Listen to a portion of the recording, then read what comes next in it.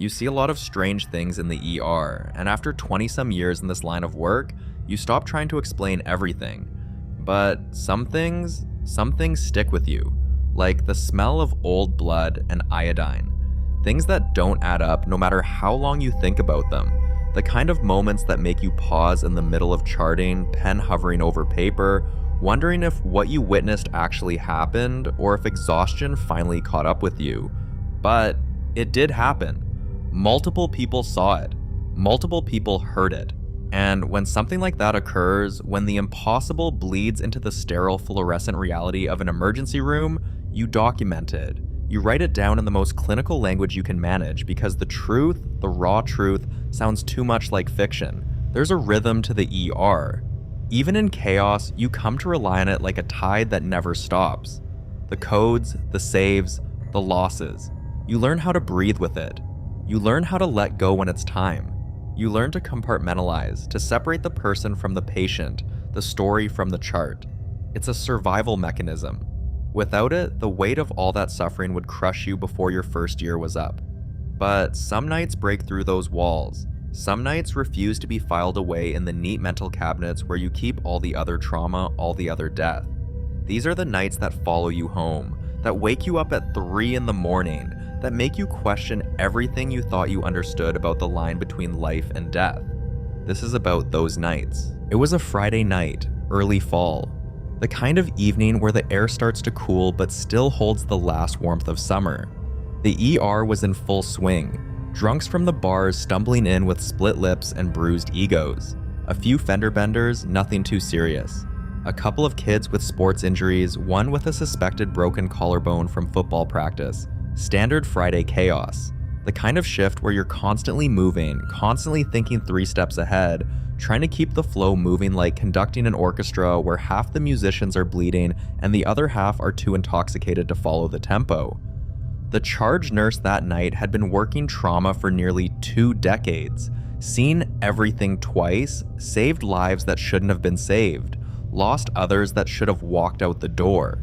The kind of nurse the residents looked to when things went sideways, the one who could keep calm when a patient crashed, who knew which doctors to call for which injuries, who could read an x-ray almost as well as the radiologists. Experience becomes instinct after enough years. You develop a 6th sense for which patients are about to deteriorate, which complaints mask something more serious, which family members need extra attention.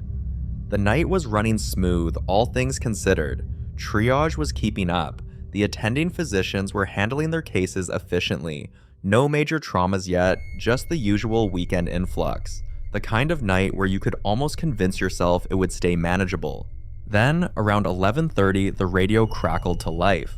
Motorcycle accident, male, mid-30s, no helmet, high-speed collision, unresponsive at the scene, multiple traumatic injuries, ETA 7 minutes. The charge nurse immediately started coordinating. Trauma room 3 was prepped. The trauma team was alerted. Respiratory therapy stood by. The blood bank was notified to have units ready. Everything moved like clockwork, like it had 1,000 times before. This was the job. This was what they trained for. The sound of the gurney wheels hitting the floor announced their arrival before the paramedics even pushed through the doors. It's always too loud in the ER. The constant beeping of monitors, the overhead pages, the conversations overlapping, the ringing phones. But that moment felt different. Like everything stopped for a beat, like the usual cacophony suddenly had a center point, a focus. The paramedics were working hard, doing compressions, pumping in fluids, calling out vitals and medication dosages. The patient was a mess. Road rash down to the bone on his left side, his chest torn open in places where the asphalt had acted like sandpaper against flesh. Massive chest trauma, obvious on first glance. Collapsed lung, you could tell by the asymmetry of his chest wall. Fractured ribs, multiple, creating a flail segment, probably cardiac contusion too, given the mechanism of injury. The team jumped in immediately. Full trauma protocol, tubes down his throat to secure the airway, chest tube inserted to re-expand the collapsed lung, multiple IV lines for fluid resuscitation and blood products, paddles ready for defibrillation, medications pushed in rapid succession, epinephrine, atropine, trying to get some kind of cardiac rhythm that could sustain life. But sometimes the body just can't take it. Sometimes the injuries are too severe, the damage too extensive. Sometimes you're not saving a life, you're just postponing the inevitable by minutes. Every nurse learns to recognize that moment, the shift from "we might pull this off" to "we're just going through the motions now." You can feel it in the room, in the way the doctor's voice changes, in the way the team starts to slow down just slightly, preparing for the inevitable. Time of death was called at 11:49. The charge nurse stood there for a moment, just breathing, taking in the scene. The bloodied sheets, the discarded medical packaging littering the floor, the monitors now silent. Death leaves a specific kind of stillness in its wake, a weight that presses down on everyone in the room. You get used to it in a way, but you never stop feeling it. The nurse was the one who zipped up the body bag. It's a task someone has to do, and after this many years, there's no squeamishness about it anymore. Just a clinical motion, performed with as much dignity as possible. His mouth was still open, jaw slack. That look, that frozen expression, it's been seen too many times to count. Not pain, thankfully, just frozen. He died fast. Probably didn't even know what hit him. That's something at least. A small mercy in a situation with very few of them. The protocol after a death in the ER is straightforward. You leave the body in the room for a brief period, give the deceased a little dignity before transport to the morgue. You clean up, you document, you notify the appropriate people. You move on to the next patient because there's always a next patient. The ER doesn't stop for death. It can't afford to. The charge nurse told one of the newer nurses, Jessie, to cover the room while the paperwork was grabbed from the nurse's station. Jessie was young, maybe 6 months out of nursing school, still had that wide-eyed look that gradually fades from everyone who works emergency medicine. Still believed she could save everyone, still took every death personally. She'd learn. They all did. She was standing just outside the door, checking her phone, probably texting her boyfriend or scrolling through social media to distract herself from what had just happened in that room. And then it started. Screaming. Not a little noise, not a groan, not a wheeze, not the sound of air escaping from a body as it settles. Screaming. Raw. Panicked. Guttural. The kind of scream that comes from someone in absolute terror, someone who's just realized something horrible, something that can't be undone. And it was coming from that room.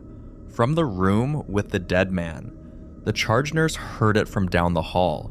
Jessie heard it standing right outside the door. One of the techs walking past froze mid-step, eyes wide. 3 people, 3 witnesses, all hearing the same impossible sound. They looked at each other for maybe 3 or 4 seconds, just standing there, frozen, trying to process what their ears were telling them. Because it couldn't be real. It couldn't be happening. Dead men don't scream. But it kept going. This deep, tearing sound. Like someone who'd realized something terrible a little too late. Like pure existential horror given voice. It went on for what felt like forever, but was probably only 10 or 12 seconds. Long enough to be undeniable. Long enough to rule out imagination or auditory hallucination. The charge nurse didn't think.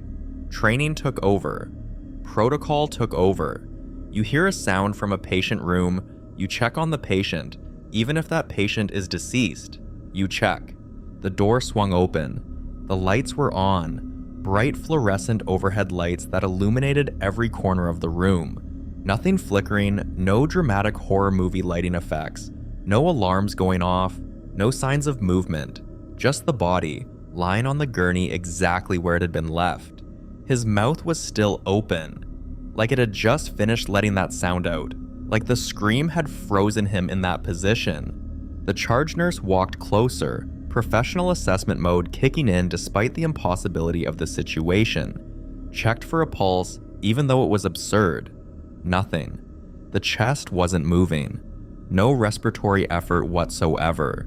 The skin was already cooling, that waxy quality that comes after death starting to set in. Cold to the touch.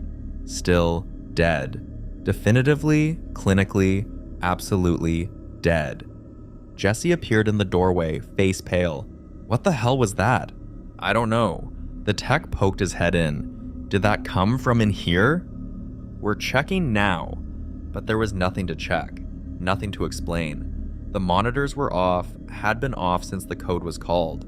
No signs of any kind of resuscitation effort, no muscle reflexes, no decerebrate posturing, no agonal breathing, none of the things that sometimes happen in the immediate aftermath of death. Just a dead body, silent, still.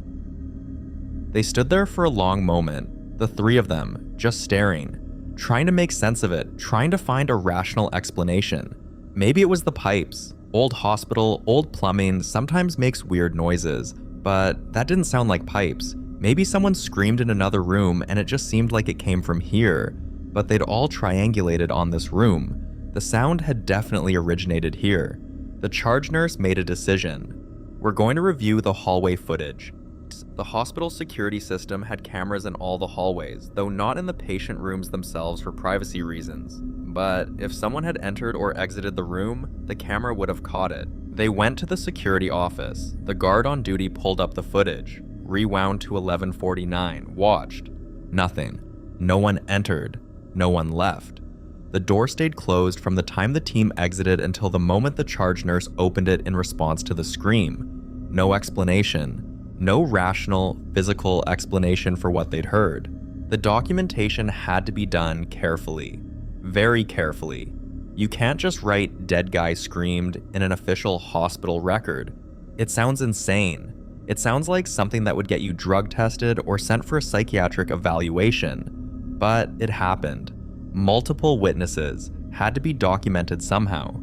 The final entry in the log read, "Auditory anomaly reported from Trauma Room 3 following confirmed time of death at 23:49. No physical activity noted upon investigation. No patient vitals present. Incident witnessed by multiple staff members. Security footage reviewed. No external entry or exit recorded. Event unexplained. Clinical, factual. Completely inadequate to capture what had actually been experienced." Later that night, during a rare quiet moment in the break room, Jessie approached the charge nurse. She'd been quiet since the incident, withdrawn, hadn't said much of anything. Now she sat down, clutching a cup of coffee with both hands, and asked the question that was probably eating at her. "Do you think maybe he didn't know he was dead yet?" It wasn't a question that had an answer, not one based in medical science anyway. Brain death occurs when the brain stops functioning. Cardiac death occurs when the heart stops beating.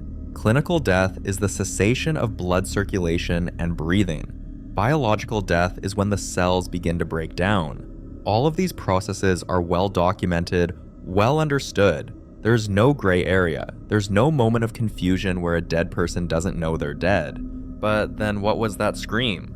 The charge nurse didn't answer Jessie's question. Couldn't answer it. Just sat there drinking cold coffee, thinking about that frozen face and that impossible sound. The thing is, they don't talk about it much afterward. Not because of some conspiracy of silence or agreement to suppress it, just because what is there to say? It happened. Multiple people witnessed it. It can't be explained. Talking about it doesn't change any of those facts, doesn't make it make sense. But room 3 stayed empty for a while after that. Not officially. It wasn't closed or marked as out of service, but somehow when new patients came in, they ended up in other rooms. Room 2, room 4, even room 5, which was smaller and less convenient. Just not room 3. Not because the staff is superstitious, they're not. They're nurses and doctors and techs, trained in science and evidence-based medicine. They trust vitals, not ghosts. They believe in biology, not the supernatural, but still. No one wanted to be in there alone. Sometimes, late at night when the ER finally quieted down, which wasn't often but happened occasionally in those small hours before dawn, the charge nurse would walk past Trauma Room 3, would pause for just a moment, would think about him, the speed, the crash, the panic on the paramedics' faces as they fought to save him, that frozen expression, that impossible scream, and wonder, what kind of fear follows you past the moment your heart stops beating? What remains when everything we understand about death says nothing should remain? What did he experience in that final moment that caused such a visceral, primal response even after his body had shut down? No flickering lights, no cold spots, No dramatic supernatural manifestations, just questions, and silence, and the uncomfortable knowledge that sometimes in the space between life and death, something happens that medical science can't explain. The ER moved on, it always does. New patients, new traumas, new saves, new losses. The rhythm continues. But some things stay with you. Some sounds, once heard, can't be unheard. And every time a code is called, every time death is pronounced, there's a tiny part of the mind that wonders, what happens in that moment? What, if anything, remains? And if something does remain, even for just a few seconds, what is it trying to say? There was a young man, mid-20s maybe, brought in after a massive stroke. No history that the paramedics could find.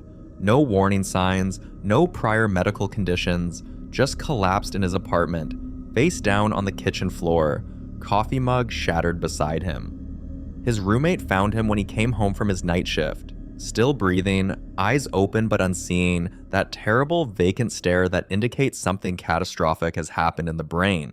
The roommate did everything right, called 911 immediately, started CPR even though the patient was still breathing, just barely. The paramedics arrived within 6 minutes, fast response time, everything by the book.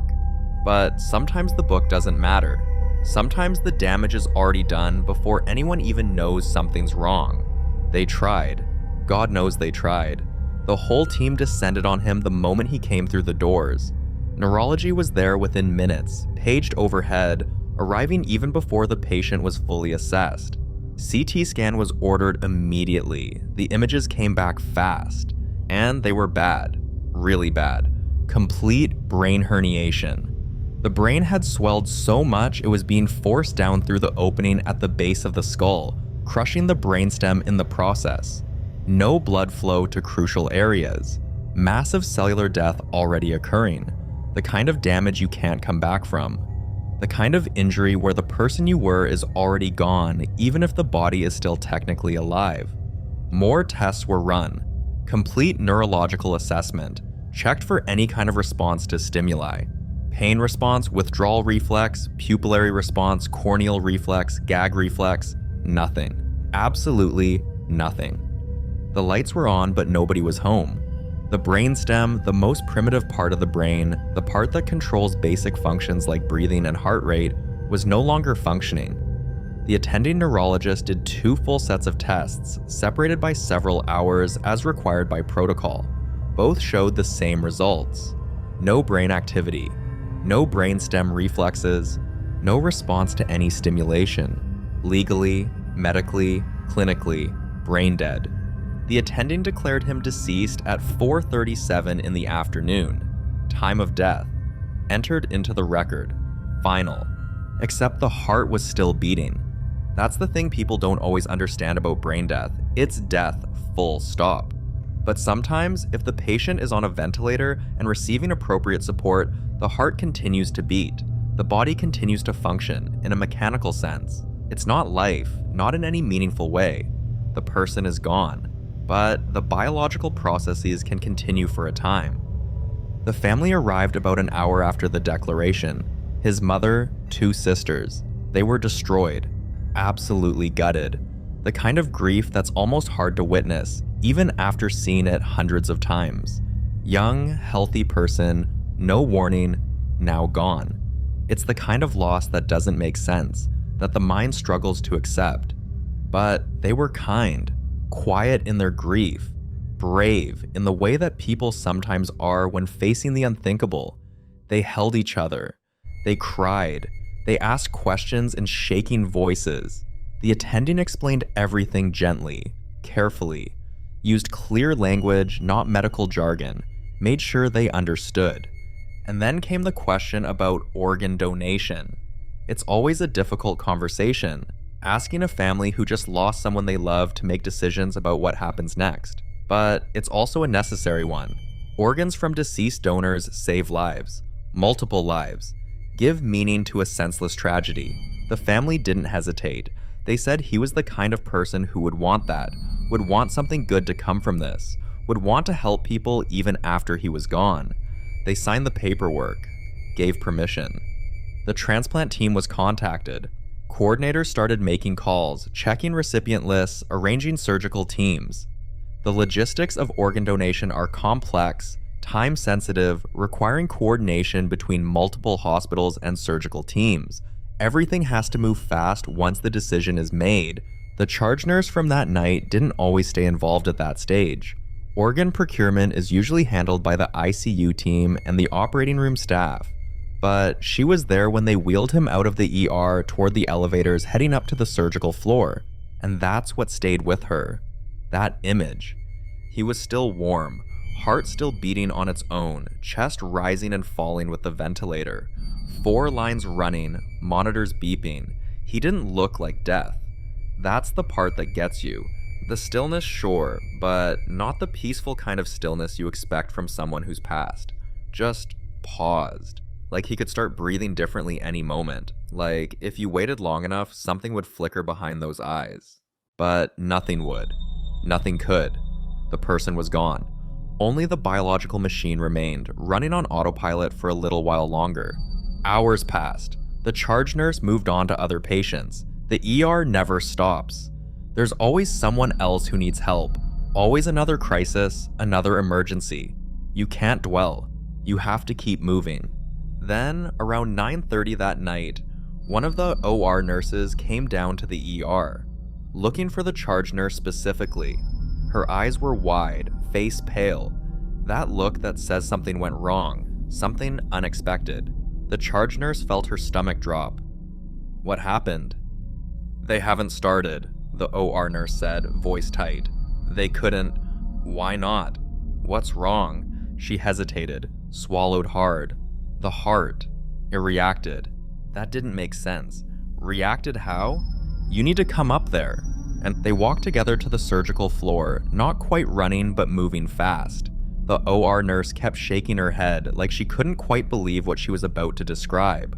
They pushed through the double doors into the surgical suite area, past the scrub sinks, into the room where the procurement was supposed to have taken place. The transplant surgeon was there, still in his surgical gown, writing notes at a workstation. His hands were shaking slightly. Not much, but enough to notice. This was not a man who shook. This was a surgeon with decades of experience, hundreds of successful transplants under his belt. A man who'd seen everything, done everything, handled every complication with calm expertise. But he looked rattled. The charge nurse approached carefully. "Doctor?" He looked up, took a breath. "We had to delay the procedure." "What happened?" He set down his pen, took off his surgical cap, ran a hand through his hair. "We opened the chest per standard protocol. Everything was prepared. The patient was fully prepped. All the checks were done. Brain death confirmed, legal documentation complete, family consent obtained.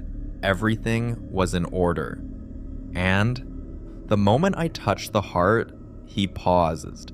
"The moment my gloved hand made contact with the myocardial tissue, not clamped, not stimulated with any medication or electrical impulse, just a gentle touch to assess the organ, it started beating faster, significantly faster, harder." The charge nurse stared at him. "That's not supposed to happen." "I know, believe me, I know. The patient was brain dead. No neural signals, no autonomic nervous system function, no drugs in the system that would cause such a response. The heart rate had been steady at around 70 beats per minute, maintained by its own intrinsic pacemaker activity, normal for a denervated heart. I don't know." He looked genuinely disturbed. It wasn't the mechanical beat of external pacing. It wasn't a medication reaction. It was like a fist pounding from the inside. Vigorous, forceful contractions. The heart rate jumped to over 120. The whole organ was responding as if it were under extreme stress or fear. One of the OR nurses standing nearby interjected quietly. "I saw the EKG spike, just for a moment, before it flattened again." The surgeon nodded, but there were no leads connected. "We were prepping for organ harvest, not monitoring cardiac rhythms. There shouldn't have been any EKG reading at all." The room had gone silent, apparently.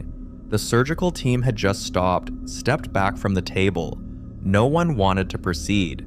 No one wanted to touch the heart again. They'd all seen the response, all witnessed something that shouldn't have been possible. The delay lasted 10 minutes, maybe longer. Everyone standing around, rechecking equipment, re-verifying the brain death diagnosis, looking for some rational explanation, some medical reason for what they'd observed. Vitals, none, beyond the artificially maintained circulation. Reflexes, none. Brain activity, none. Still brain dead, still legally, medically, completely deceased. Eventually, they had to proceed. There was a recipient waiting, someone whose life depended on receiving this heart. You can't let medical anomalies prevent life-saving treatment, no matter how unsettling they might be. The surgeon touched the heart again. This time, it responded normally, just kept beating at its steady, autonomous pace. No acceleration, no dramatic response. The procurement continued without further incident. The heart was transplanted successfully into a waiting recipient a few hours later. It worked. It saved someone. Started beating in its new chest, pumping blood, sustaining life. Successful transplant. Everything by the book. But it didn't leave them. The memory of that moment. The feeling in the OR when the heart had responded like it was aware, like it was reacting to being taken. The charge nurse listened to the whole story standing in the hallway outside the surgical suite. Didn't interrupt, just absorbed it, trying to process what it meant, if it meant anything at all. Later, after the surgeon had finished his documentation and was heading out, he paused, stood by the window, staring out at the parking lot below, at the lights of the city beyond. The charge nurse happened to walk past, heading back to the ER. He spoke without turning around. It was like it knew it was leaving, he said quietly. Like it wasn't ready. The charge nurse stopped, didn't know what to say to that. I've transplanted dozens of hearts, he continued. Hundreds of organs over my career. I know the physiology. I know what's possible and what isn't. That response, that reaction, it shouldn't have happened, but it did. Do you think? The charge nurse started, then stopped. Wasn't even sure what question to ask. I don't think anything, he said. I just know what I saw, what we all saw, and I don't have an explanation for it. He left after that, went home presumably, back to his normal life, his normal world where things make sense and follow predictable patterns. But some images stay with you. Some moments refuse to fit into the neat categories you've built to make sense of your profession. The charge nurse went back to the ER, back to the controlled chaos, back to the rhythm of triage and treatment. But thought about him sometimes. The brain-dead young man with the heart that wouldn't let go without protest. Thought about what it means that organs can respond even when the person is gone. That the body might have its own awareness, its own final moments of resistance. Medical science says the heart is just a pump. 4 chambers, valves, electrical conducting system, muscle tissue that contracts and relaxes, moving blood through the body. Nothing more. No consciousness, no awareness, no memory. But sometimes it feels like that's not the whole story. Because if the heart is just a pump, why did it react like it was afraid? Why did it beat faster, harder, like it was fighting against what was about to happen? Why did monitors that weren't connected show activity that shouldn't have existed? Maybe the body has its own secrets, its own ways of knowing things the conscious mind doesn't. Maybe, just maybe, the heart remembers something the mind has already let go. Or maybe it was just a random physiological response, a meaningless contraction triggered by some unknown stimulus, a medical anomaly that, while unexplained, doesn't actually mean anything. But the people in that OR, they don't think it was meaningless. They think they witnessed something profound, something that suggests the boundary between life and death isn't as clear as we like to believe. And late at night, when the ER is quiet and there's time to think, the charge nurse still wonders about that heart, about whether it's still beating in someone's chest, about whether it carried any memory of that moment into its new life, about whether the recipient ever feels anything strange, anything unexplained. Probably not. Probably it's just a working heart now, doing its job, keeping someone alive, no drama, no mystery. But then again, who really knows? Who can say with absolute certainty what happens in those liminal spaces, those moments between life and death, between one body and another? You see a lot of things in the ER. You learn to accept that some questions don't have answers, some mysteries don't get solved. Sometimes you just have to acknowledge that for all our medical knowledge, all our technology, all our understanding of human biology, there are still things we don't understand. Still things that make you pause, make you wonder, make you question everything you thought you knew. You get used to blood in the ER. It's everywhere. In the trauma bays, soaking through gauze and bandages, pooling on the floor despite the best efforts of the housekeeping staff. You learn to assess it clinically. Arterial blood is bright red, flows in spurts with the heartbeat. Venous blood is darker, flows more steadily. You estimate blood loss by volume, by the way it spreads, by how saturated the dressings become. It's just another vital sign, another data point in the complex calculus of keeping someone alive. But sometimes blood does things it shouldn't, behaves in ways that don't make clinical sense. And when that happens, when you see something that contradicts everything you know about human physiology, it shakes you. There was a case midwinter around 2 a.m. A construction worker, early 50s, found unconscious at a job site. Traumatic brain injury, the kind you get from falling from scaffolding and hitting concrete. Massive head trauma, skull fracture, brain bleed. The kind of injury where the outcome is often determined before the patient even arrives at the hospital. The paramedics had intubated him in the field, secured his airway, started fluids, immobilized his spine, did everything right. But you could tell from their faces when they brought him in that they didn't think he'd make it. Sometimes you just know. The trauma team worked him anyway. That's the job. You don't make predictions, you don't give up, you just do everything possible and let the body decide whether it's enough. They stabilized his blood pressure, gave blood products, called neurosurgery for an emergency craniotomy to relieve the pressure building in his skull. But before they could get him to the OR, he coded. Heart stopped. Full cardiac arrest. They ran the code. Compressions, medications, advanced cardiac life support protocol. 15 minutes of aggressive resuscitation. No response, no electrical activity. No pulse, nothing. Time of death, 2:37 a.m. The team stepped back, started the post-death procedures, disconnected the monitors, removed the IV lines that weren't needed anymore, prepared to move the body. Standard process, except he was still bleeding. Not just residual oozing, which sometimes happens for a short time after death as blood pools and settles. Active bleeding. Fresh blood flowing from his scalp laceration, from the IV sites, from his nose and ears. Bright red. Pulsing slightly, even though there was no pulse. The attending physician noticed it first, frowned, checked for a pulse again, just to be sure. Nothing. No heartbeat. No blood pressure. Definitely dead. But the bleeding continued. One of the residents spoke up, uncertain. Is that normal? No, the attending said flatly. That's not normal. Blood requires pressure to flow. That pressure comes from the heart pumping. When the heart stops, blood pressure drops to 0. Circulation ceases. Bleeding stops, usually within seconds. There might be some passive oozing from gravity and residual pressure in the vessels, but not active flow. Not pulsing, not this much. They watched for several minutes.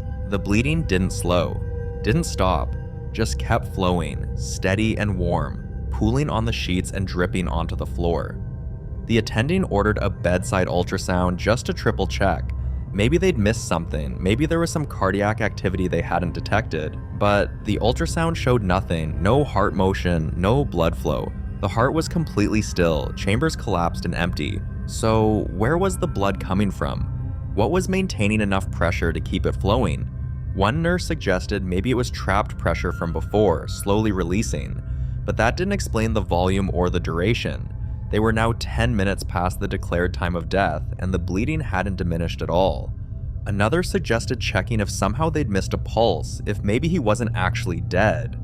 But 3 different people checked.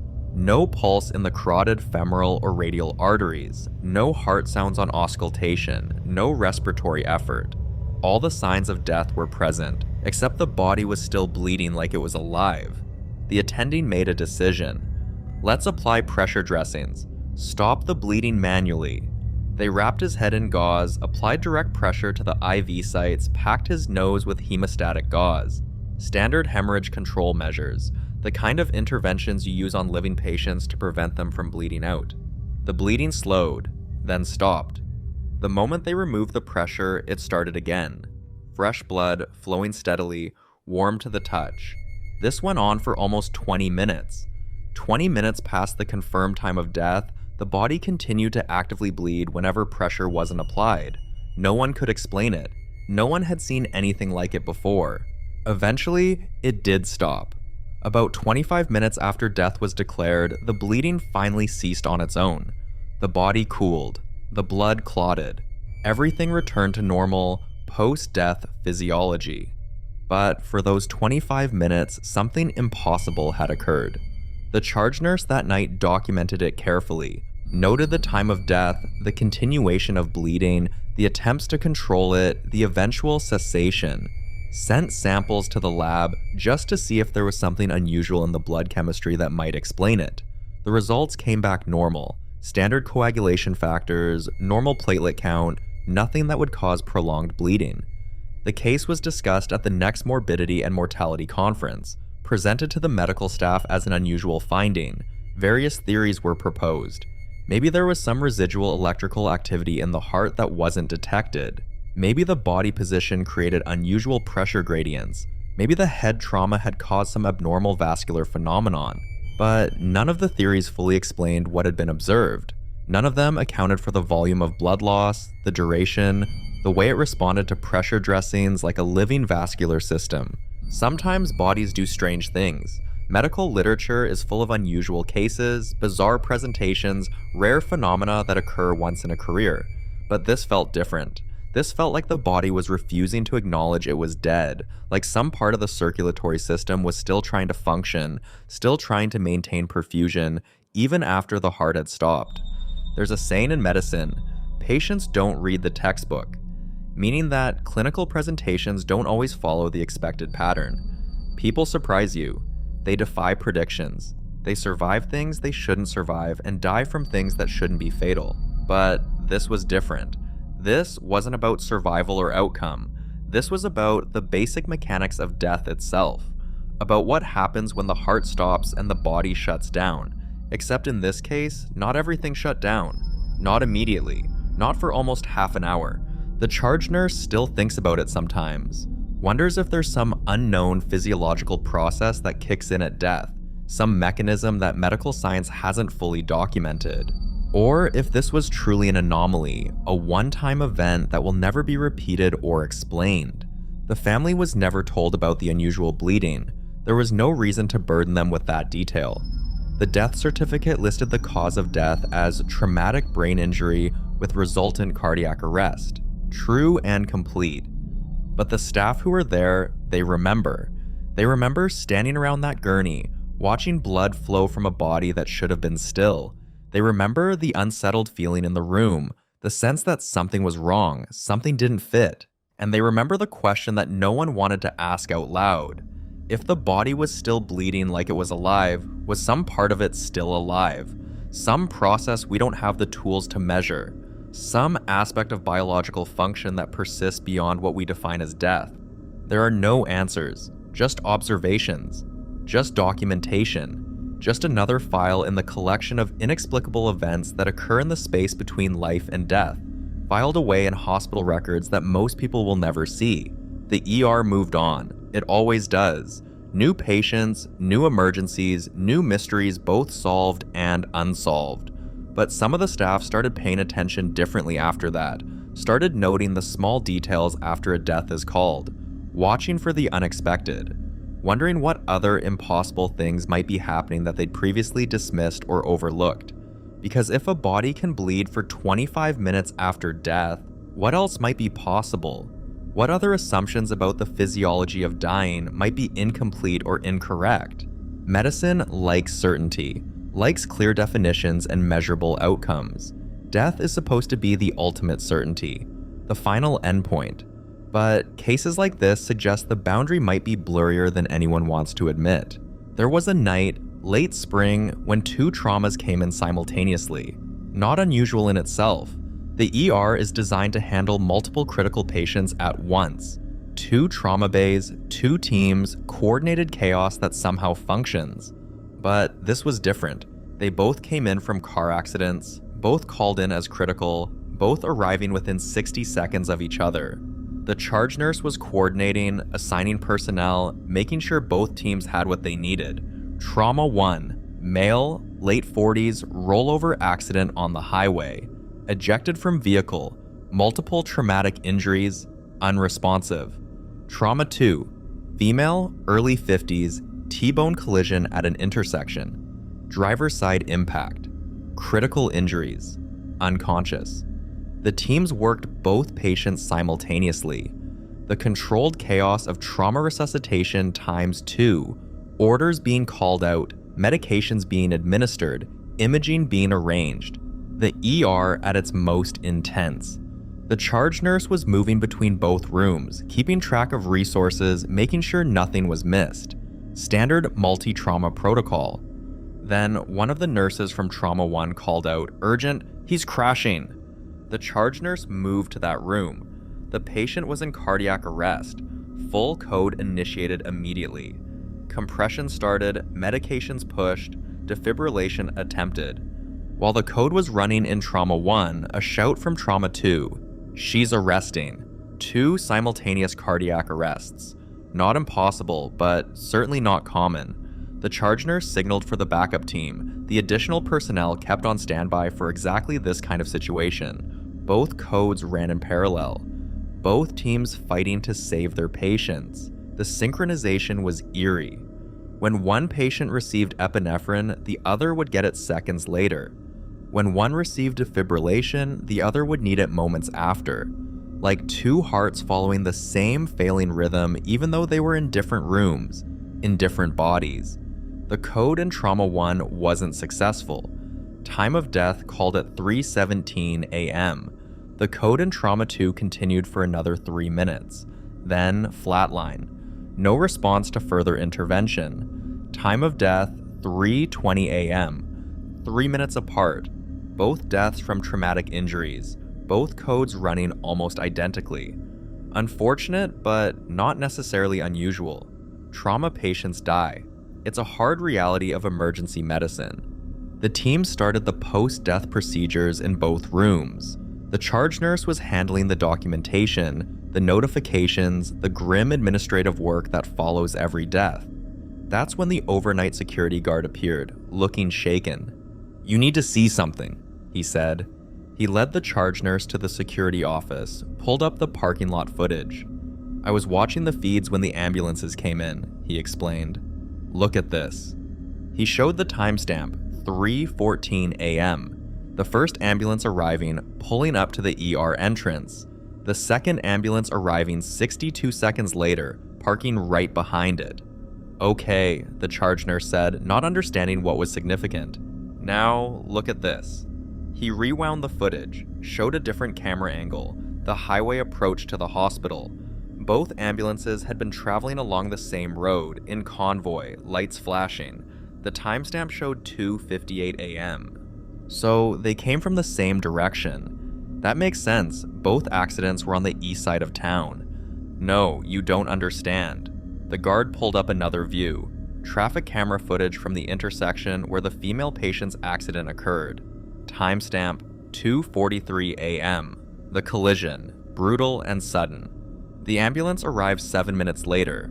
Then he pulled up another feed, highway patrol camera from the rollover accident. Timestamp 2:43 a.m. The exact same minute. The car rolling, tumbling down the embankment. The ambulance arrived 8 minutes later. Both accidents occurred at exactly the same time. 2:43 a.m. Different locations, different mechanisms, different patients, but simultaneous. The charge nurse stared at the screens.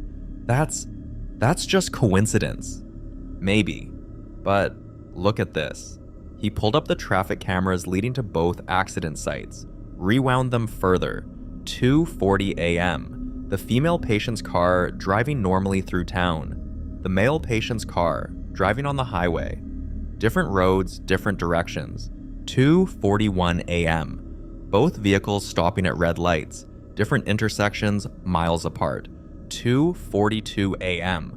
Both vehicles proceeding through their respective green lights, accelerating. 2:43 a.m. Both accidents occur simultaneously. It's like something happened at the exact same moment, the guard said quietly. Like whatever caused one crash caused the other. That doesn't make sense. Completely different accident types. Rollover versus T-bone. Different mechanisms, different causes. I know, but look at the timing. Both accidents at exactly the same minute. Both patients arriving here within seconds of each other. Both arresting within minutes of each other. Both dying within 3 minutes of each other. That's a lot of coincidences. The charge nurse didn't have an answer. Stood there watching the security footage replay, watching two separate accidents unfold in split screen, perfectly synchronized despite being miles apart. There was no connection between the patients. Different names, different addresses, different insurance, different emergency contacts. Nothing in their medical histories linked them. They didn't know each other, didn't work at the same place, didn't have mutual friends or family. But they died together, in a way. Their final moments running in parallel, their hearts stopping in near-perfect synchronization, their lives ending in the same ER within minutes. The charge nurse documented the unusual timing in the incident report, more as a curiosity than anything else. There was no medical significance to it. No way the timing of one patient's death could have influenced the other. They were in separate rooms, being treated by separate teams. No cross-contamination, no shared equipment malfunction, nothing that could explain the parallel course. Just timing, just coincidence. Except it didn't feel like coincidence. It felt like pattern, like something beyond random chance was at work. In the days following, the charge nurse looked up the accident reports. The rollover was caused by a tire blowout at high speed. The T-bone collision was caused by another driver running a red light. Completely different causes. No weather factors, no road conditions that would explain both happening simultaneously. The highway patrol investigator noted in his report that the tire blowout was sudden and catastrophic, occurring at 2:43 a.m. according to the vehicle's event data recorder. The police report for the T-bone collision noted the other driver ran the red light at 2:43 a.m., according to the traffic light timing data. Same minute, different locations, different circumstances, different people, connected only by the moment of their deaths. Some of the nursing staff started calling it the 3 a.m. phenomenon. Not quite at 3, but close. That dead zone in the early morning when the world feels like it's holding its breath. When strange things happen that don't happen at any other time. They'd had other unusual incidents around that time. Not always deaths, but unusual synchronicities. Two patients with the same rare diagnosis arriving at the same time. 3 different people with the same birthday all in the ER within an hour. Small coincidences that felt like more than coincidence when they clustered in those early morning hours. It's just pattern recognition, one of the doctors said when the topic came up at a staff meeting. Humans are wired to see patterns even when there aren't any. You remember the weird coincidences and forget all the normal nights. Maybe. Probably. That's the rational explanation. But the charge nurse still had the security footage saved, still had the documentation showing those parallel timelines, those synchronized moments of crisis, still wondered what it meant, if it meant anything at all. There's a concept in physics about quantum entanglement. 2 particles that become connected in such a way that the state of one instantly affects the state of the other, regardless of distance. Einstein called it spooky action at a distance. It bothered him because it suggested the universe worked in ways that didn't make logical sense. Could something similar happen with people? Could 2 lives become entangled somehow, connected in a way that isn't visible or measurable until the moment of crisis? Could fate, or chance, or whatever you want to call it, link 2 people who never met and ensure their stories end at the same moment? It's not a medical question. Not something that can be tested or proven or studied in any meaningful way, just philosophical speculation.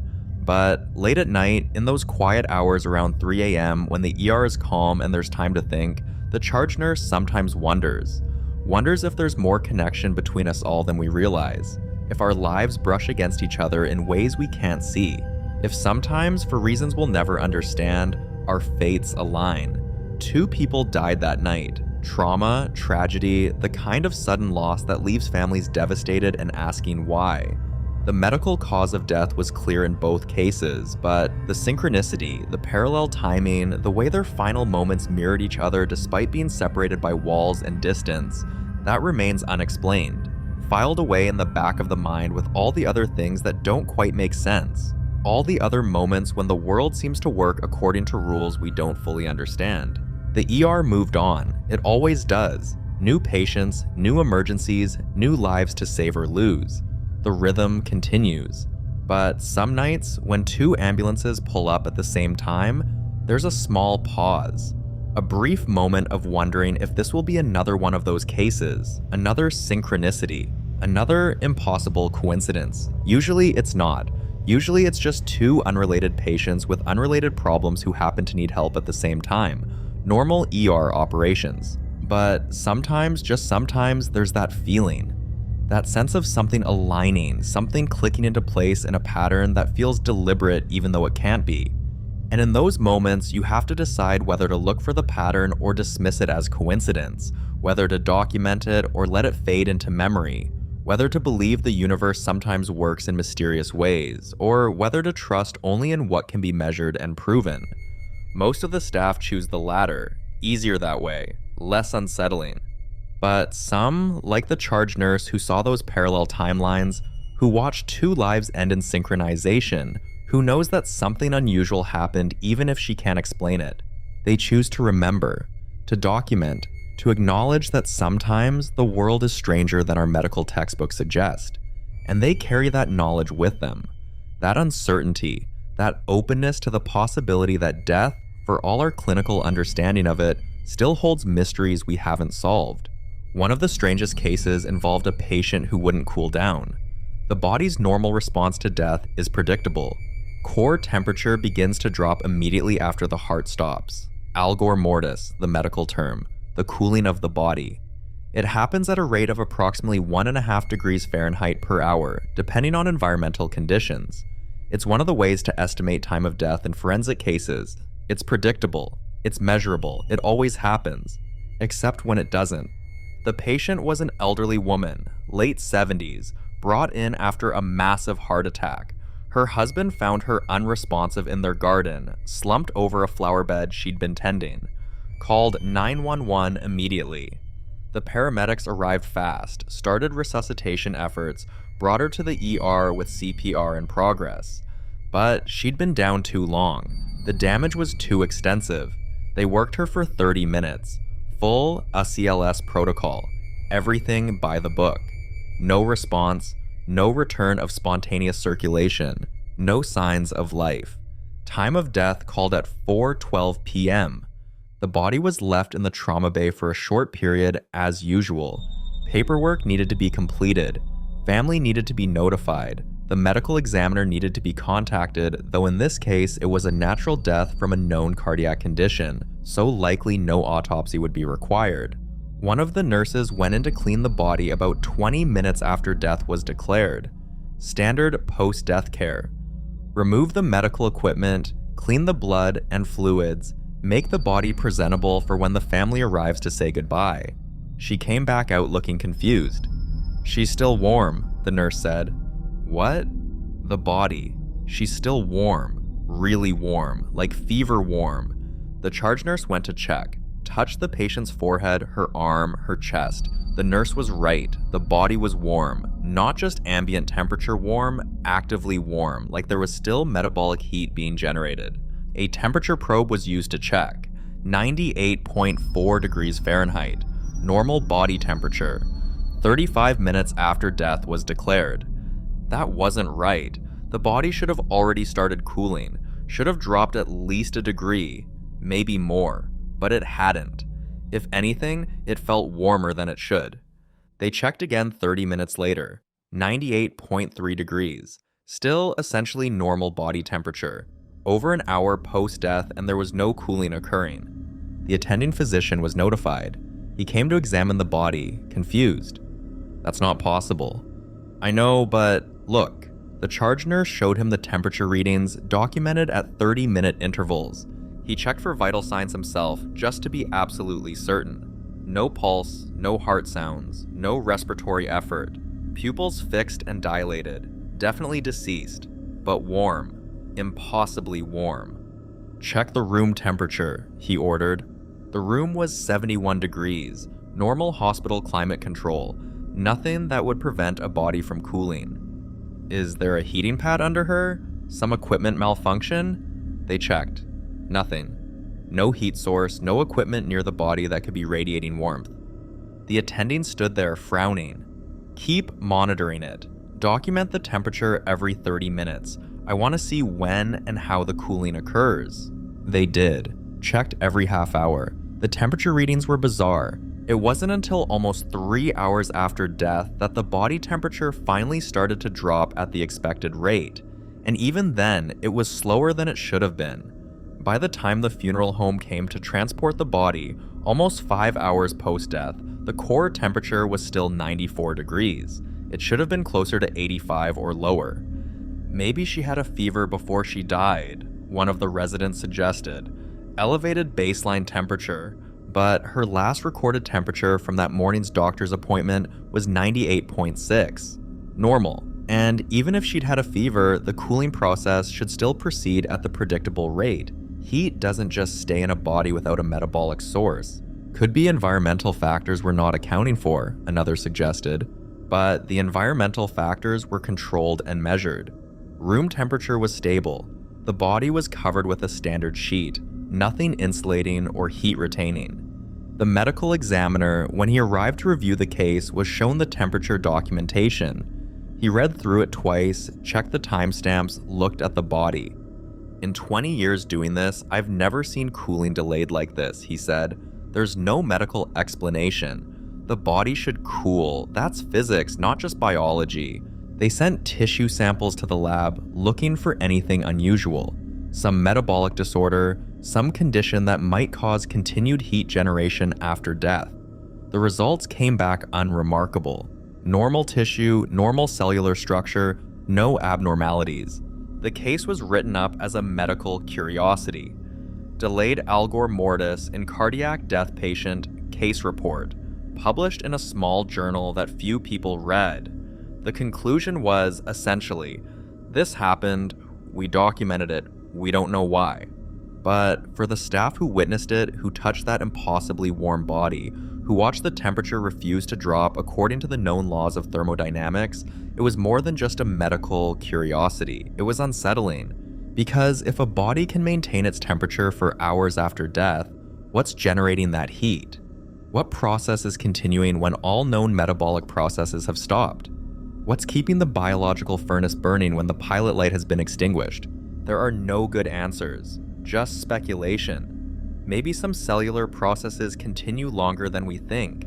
Maybe there's residual metabolic activity in certain tissues that we haven't measured or documented. Maybe the laws of thermodynamics work slightly differently in biological systems than we assume. Or maybe, for reasons that will never be understood, this particular body simply wasn't ready to cool down, wasn't ready to accept the full reality of death, held onto its warmth for a few extra hours, a final gesture of the life that had been. The charge nurse who documented the whole thing kept the records, showed them to medical students sometimes as an example of how the body can surprise you, how even death, the most final and certain of all biological events, can present in unexpected ways. Most of the students dismissed it. Measurement error, they suggested. Faulty equipment. Environmental factors not properly controlled. They wanted rational explanations because the alternative, that death itself might not follow the rules we've assigned to it, was too uncomfortable to consider. But a few students looked at the data and got quiet, thoughtful, realized that for all the medical knowledge they were acquiring, for all the facts and figures and protocols they were memorizing, there were still mysteries, still things that didn't fit the textbook descriptions. And those were the students who might make good ER nurses someday. The ones who could hold the tension between scientific knowledge and inexplicable reality. The ones who could document the impossible without trying to explain it away. Because that's what you learn in the ER, eventually. That bodies are miraculous and mysterious. That death is both utterly final and strangely ambiguous. That the line between impossible and merely unexplained is thinner than anyone wants to admit. The woman's husband came in to see her body before the funeral home took her away. He held her hand for a long time, crying softly. When he stood to leave, he looked at the charge nurse and said, "She's still warm." "Yes," the nurse said simply. "She always ran warm," he said. "Even in the middle of winter, she'd be cozy. Like she carried her own sunshine inside." He smiled through his tears. I guess she wasn't quite ready to let that go. Maybe that was it. Maybe that was as good an explanation as any. Not scientific, not provable, not something that could be written in a medical journal, but true in a way that mattered more than mechanism or physiology. Some people carry warmth, and maybe, just maybe, that warmth lingers a little longer than it should. A final gift, a last comfort to those left behind. The charge nurse liked that explanation, chose to believe it, even knowing it wasn't medical or rational or scientifically valid. Because sometimes the best explanation is the one that honors the mystery rather than trying to solve it. The body eventually cooled, eventually conformed to the expected patterns, eventually became just another case in the endless stream of deaths that flow through every ER. But for those few hours, it defied expectations, held on to life in the smallest, strangest way, remained warm when it should have been cold, and that made it worth remembering. Worth documenting, worth adding to the growing collection of things that happen in the space between life and death that can't be fully explained. There's a rhythm to death in the ER. You learn it the way you learn any rhythm, through repetition and attention. You learn to recognize when someone's circling the drain, when they're past the point of saving, when you're just delaying the inevitable. You learn the subtle signs that precede cardiac arrest, the pattern of deterioration that follows major trauma. You learn to read the room, to sense when the team knows they're losing, even if no one says it out loud. It's pattern recognition, clinical experience, nothing mystical about it. Except sometimes the pattern breaks. Sometimes something happens that doesn't fit any recognizable sequence, and that's when you realize that for all the patterns you've learned, death still has the capacity to surprise you. On one particular night, unremarkable in most ways, there were 3 patients in the ER who were critically ill. Not unusual.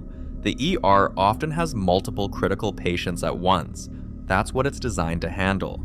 Patient 1, male, mid-60s, septic shock from a urinary tract infection that had gone systemic. In the ICU holding area, on multiple pressors to maintain his blood pressure, on a ventilator, fighting for his life. Patient 2, female, early 40s, massive pulmonary embolism. Blood clot in her lungs, cutting off oxygen, heart straining under the load. In a critical care bed, being assessed for emergency interventional radiology to remove the clot. Patient 3, male, late 20s, drug overdose, opioid toxicity, respiratory depression, multiple doses of Narcan administered. In a monitored bed, being watched closely for rebound toxicity. 3 different patients, 3 different conditions, 3 different prognoses, no connection between them except geographical, all being treated in the same ER on the same night. The charge nurse was managing the floor, coordinating care, keeping track of all the moving pieces. It was a busy night, but manageable. Controlled chaos. At 11:47 p.m., patient 1 arrested. His blood pressure crashed despite maximum medication support. Full code initiated. The team worked him for 23 minutes. No response. Time of death 12:10 a.m. At 12:11 a.m., 1 minute after the first death was declared, patient 2 arrested. The massive clot had shifted, blocked even more blood flow. She coded before interventional radiology could even get her to their suite. Another team ran her code. 20 minutes of resuscitation. No response. Time of death, 12:31 a.m. At 12:32 a.m., 1 minute after the second death, patient 3's heart stopped. Sudden, unexpected. He'd been stable. The Narcan had been working. His respiratory rate was improving, oxygen saturation was good. No warning signs, just sudden cardiac arrest. The team responded immediately, but he never came back. Time of death, 12:54 a.m. 3 deaths, 3 different medical causes, occurring in sequence, each beginning within a minute of the previous patient's death being declared. The charge nurse noticed it first, was marking the times in the log, documenting each death, and saw the pattern. Stopped. Stared at the numbers. 11:47. Patient 1 arrests. 12:10. Patient 1 declared dead. 12:11. Patient 2 arrests. 12:31. Patient 2 declared dead. 12:32. Patient 3 arrests. 12:54. Patient 3 declared dead, like dominoes falling, like some signal passing from one to the next. Death rippling through the ER in a wave. One of the attending physicians came to review the log, standard practice after multiple critical events in a short time period. He saw the timing. He paused. That's unusual. I know. Could there be a common cause? Contaminated medication, equipment malfunction? They investigated. Different medication batches, different IV pumps, different ventilators, different teams treating them. No overlap in supplies or equipment. Different diagnoses, the charge nurse pointed out. Septic shock, pulmonary embolism, drug overdose, nothing connects them medically. But the timing? I know. They pulled the records, reviewed every medication given, every intervention performed, looking for anything that might link the cases. Nothing. Completely independent medical events. It's just coincidence, the attending finally said. Tragic coincidence. 3 critically ill patients, all happening to deteriorate within a short time window. Statistically unlikely, but not impossible. True, statistically unlikely, but not impossible. The ER had 3 critical patients. All 3 were at risk of death. That they died in the same few hours isn't shocking. That's what happens with critical illness sometimes. But the timing, the precise timing. Each arrest beginning within 60 seconds of the previous patient's death. That was harder to dismiss. Maybe one of the staff members moved between patients and accidentally transmitted something, a resident suggested. Some pathogen that caused rapid deterioration. But the timeline didn't support that. The arrests happened too quickly, too close together. Sepsis doesn't develop in 1 minute. Blood clots don't form instantaneously. Overdose patients don't suddenly retoxic after being stabilized. And the patients were being treated by different teams in different parts of the ER. The staff caring for patient 1 never interacted with patients 2 or 3 during that shift. Could it be something environmental? Someone else suggested. A problem with the oxygen supply? Something in the air? The hospital engineering department was called. They checked the oxygen delivery systems, the HVAC, the air quality. Everything was functioning normally. No mechanical issues, no environmental factors that could cause simultaneous deterioration. The discussion went on for over an hour. Every possible rational explanation was explored. Every connection was investigated. The consensus eventually was that it was, indeed, just terrible coincidence. 3 sick patients who all happened to die in close temporal proximity. Sad, but not mysterious. But the charge nurse couldn't shake it. The precision of that timing, the way each event triggered exactly 1 minute after the previous death. Not approximately 1 minute. Exactly 1 minute.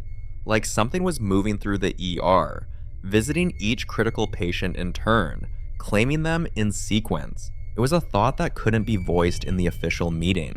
Too unscientific, too irrational, the kind of thinking that gets you referred for a psychological evaluation. But late that night, after the bodies had been moved to the morgue, after the families had been notified and had left, after the ER had finally calmed down, the charge nurse walked through the empty bays where those 3 patients had been. The rooms were clean now. Housekeeping had been through, removing all traces of the medical interventions, the codes, the deaths. Fresh sheets on the gurneys, monitors reset and waiting for the next patients. But there was a heaviness in the air. A weight. like the space itself remembered what had happened. 3 people died here tonight. 3 lives ended in sequence, like notes in a song only death could hear. 3 families were now grieving, trying to understand why their loved ones hadn't survived. 3 sets of possessions, a wallet, a wedding ring, a phone, were now in bags waiting to be claimed. And no one could explain why it happened the way it did, why that precise timing, why that sequence. Maybe it meant nothing.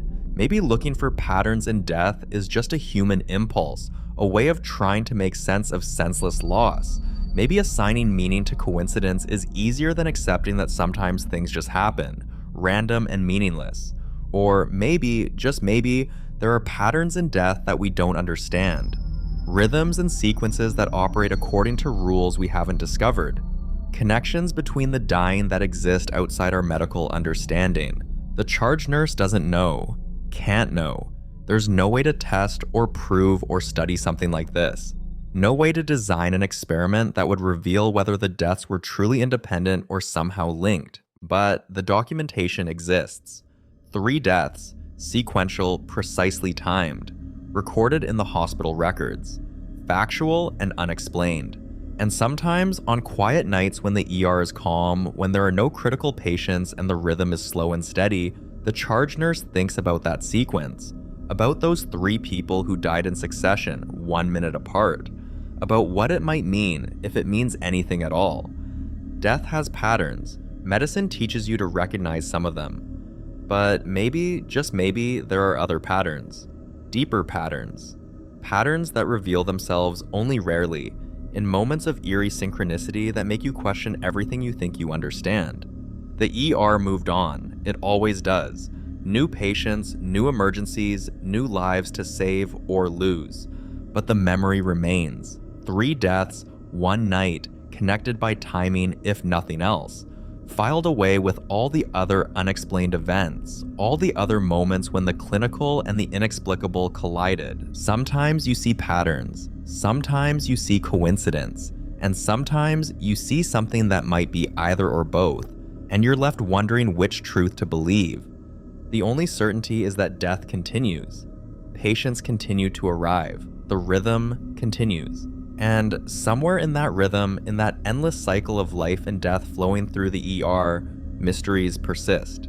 Mysteries that maybe don't need to be solved, that maybe can't be solved, that exist simply to remind us that for all our medical knowledge, all our technology, all our understanding of human biology, there are still things we don't know, still things that surprise us, still things that make us pause in the middle of a shift and wonder what else is possible in that liminal space between heartbeats, between breath and stillness, between life and whatever comes after. Patterns emerge in the ER. Sometimes they mean something. A cluster of flu cases signals an outbreak. Multiple car accidents suggest bad weather or a holiday weekend. These patterns make sense. They follow logic. They can be explained. But other patterns, the ones that appear without reason, without warning, those are the ones that make even the most skeptical nurse pause and wonder if there's something else at work. Something beyond medical understanding or statistical probability. The ER operates on chaos, but beneath that chaos, there's supposed to be randomness. True randomness. No hidden connections, no invisible threads tying unrelated patients together. Just the roll of the dice, the accident of circumstance. But sometimes the dice seem loaded. Sometimes the circumstances line up in ways that shouldn't be possible. And when that happens, when coincidence crosses the line into impossibility, even the most rational mind starts asking questions it can't answer. Clara wasn't the first name Anna heard twice that night, but it was the one that made her stop and check the admission logs 3 times. The first, Clara arrived at 7:20 p.m., pulled from the wreckage of a sedan that had gone head-to-head with a pickup truck just outside the city limits. Mid-30s, light brown hair matted with blood, pale skin that looked almost translucent under the harsh ER lights. She wore a silver necklace with a charm that read, "Breathe," the irony not lost on anyone as they fought to keep air moving through her collapsed lung. The paramedics said she'd coded once en route. They got her back, barely, but she was circling the drain fast. Massive internal bleeding, shattered pelvis, the kind of injuries that turn trauma bays into crime scenes of blood and desperate intervention. The trauma team moved with practiced efficiency, pushing blood products, calling for the OR, doing everything by the book. But some books don't have happy endings. Anna was elbow deep in the resuscitation, coordinating with the trauma surgeon, when the charge nurse called out from across the unit. "Another trauma coming in," she said. "Female, same age range, car accident. Name's Clara." Anna looked up from the monitor, IV tubing still in her gloved hands. "What was that?" "Clara," the charge nurse repeated. "Another one. Same name." Coincidence, Anna thought. Common enough name. She turned back to her patient, but something nagged at her. A small voice in the back of her mind that said, "Pay attention." When the charge nurse added the next detail, that small voice became a shout. Same date of birth too. March 14th, 1987. The room didn't stop. Trauma resuscitations don't pause for strangeness. But Anna felt the moment stretch, felt the air thicken with something she couldn't name. She glanced at the clock. 8:02 p.m. Her patient, the first Clara, was crashing hard despite everything they were doing. At 8:04 p.m. they called it. Time of death, the attending said, and the controlled chaos wound down to stillness. Anna stepped back, pulled off her gloves, and walked to the charge desk with a strange weight in her chest. She pulled up the incoming patient information on the computer. Clara M. Harrison, date of birth, March 14th, 1987. Different middle initial from their deceased patient, Clara J. Harrison. Anna scrolled through the notes. Different location, different vehicle type, different mechanism of injury. Single car accident on the opposite side of town, nearly 20 miles from the first crash. No passengers. No connection to the first incident.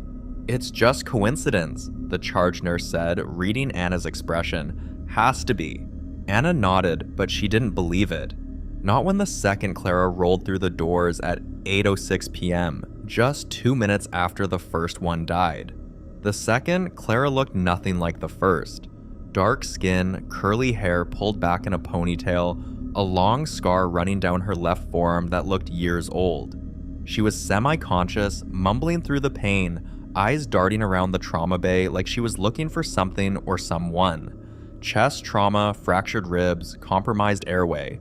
Serious but manageable if they move fast. Anna took her hand while the anesthesiologist prepared to intubate. The woman's fingers were cold, grip weak but present. "You're in the hospital," Anna said. "You're safe. We're going to help you." The woman's lips moved, forming words that barely made sound. Anna leaned closer, ear near the woman's mouth. "She's waiting," the woman whispered. "She's waiting for me." "Who's waiting?" Anna asked, but the woman's eyes rolled back as the sedation took hold. The intubation went smoothly. They got her stabilized, started transfusions, prepped for a chest tube. Everything was going according to plan until it wasn't. At 8:15 p.m., the monitors started alarming. "V-fib," someone called out, and they moved into code protocol. Chest compressions, defibrillation, epinephrine, 12 minutes of textbook ACLS. At 8:18 p.m., the second Clara flatlined for good. "Time of death," the attending announced, and Anna stood there with her hands still on the crash cart, processing what had just happened. 2 women, same name, same birthday, both dead within 14 minutes of each other from separate car accidents in the same ER. The charge nurse pulled Anna aside later after the bodies had been tagged and moved to the morgue. They ran every check they could think of: social security numbers, next of kin information, employment records, social media profiles. The 2 Claras were completely unrelated. Different hometowns, different jobs, no mutual friends or connections. One had been an accountant from Springfield, the other a teacher from Riverside. Their paths had never crossed, at least not in any way the hospital could document, but they crossed that night. In the same ER, at the same time, wearing the same name and carrying the same birth date to the same ending. Statistical anomaly, the hospital administrator said when Anna filed her incident report. Tragic, but not impossible. Anna wanted to believe that. She tried to calculate the odds in her head. How many Claras were born on March 14th, 1987? How many of them lived in this region? What were the chances that 2 of them would die in car accidents on the same night and end up in the same emergency room? The numbers were small, but they weren't 0. Improbable didn't mean impossible. But standing in trauma room 4 at 3 a.m., where the second Clara had died, Anna couldn't shake the feeling that she'd witnessed something beyond probability. The woman's last words echoed in her mind. She's waiting. Had the first Clara been waiting for the second? Had they somehow been connected in ways that medical records and social media couldn't measure? Or was it truly just cosmic coincidence? 2 random dice landing on the same number at the same moment for no reason at all? Anna never found an answer. The case files were closed. The deaths ruled accidental. The coincidence noted but unexplained. Some of the younger nurses joked about doppelgangers and glitches in the Matrix. The older staff shook their heads and went back to work. Life in the ER moved on, because it always did, but Anna remembered. She remembered the silver breathe necklace on the first Clara and the way the second Clara had squeezed her hand. She remembered the exact minute between their deaths and the impossible alignment of their names and birthdays. And sometimes, late at night when the ER was quiet, she wondered if somewhere in the vast machinery of fate, there were gears that turned according to rules medicine couldn't measure. Same name, same birthday, same death. The report called it coincidence.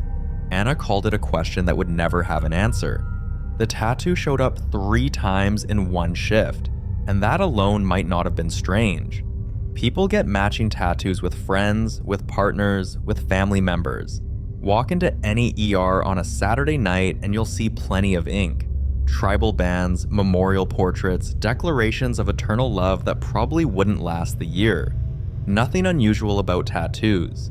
But this tattoo was unusual, and the people wearing it were dead. Marcus noticed it first. He was a trauma nurse with 15 years under his belt, the kind of guy who'd seen everything and could keep his head during a mass casualty incident. He was also meticulous about documentation, which meant he photographed injuries as part of the medical record. When he processed the first body, a male in his late 40s who died from a massive MI in the waiting room, he noted the tattoo on the man's inner right wrist during his examination. It was small, maybe an inch across, a symbol that looked like 3 interlocking circles with a vertical line through the center, done in black ink that had faded slightly with age. Not a common design. Not something Marcus recognized from any standard tattoo flash sheets or popular culture references. He made a note in the chart and moved on.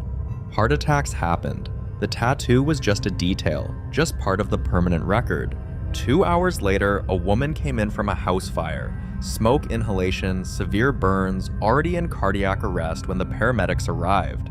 They worked her for 20 minutes in the ER, but there was nothing left to save.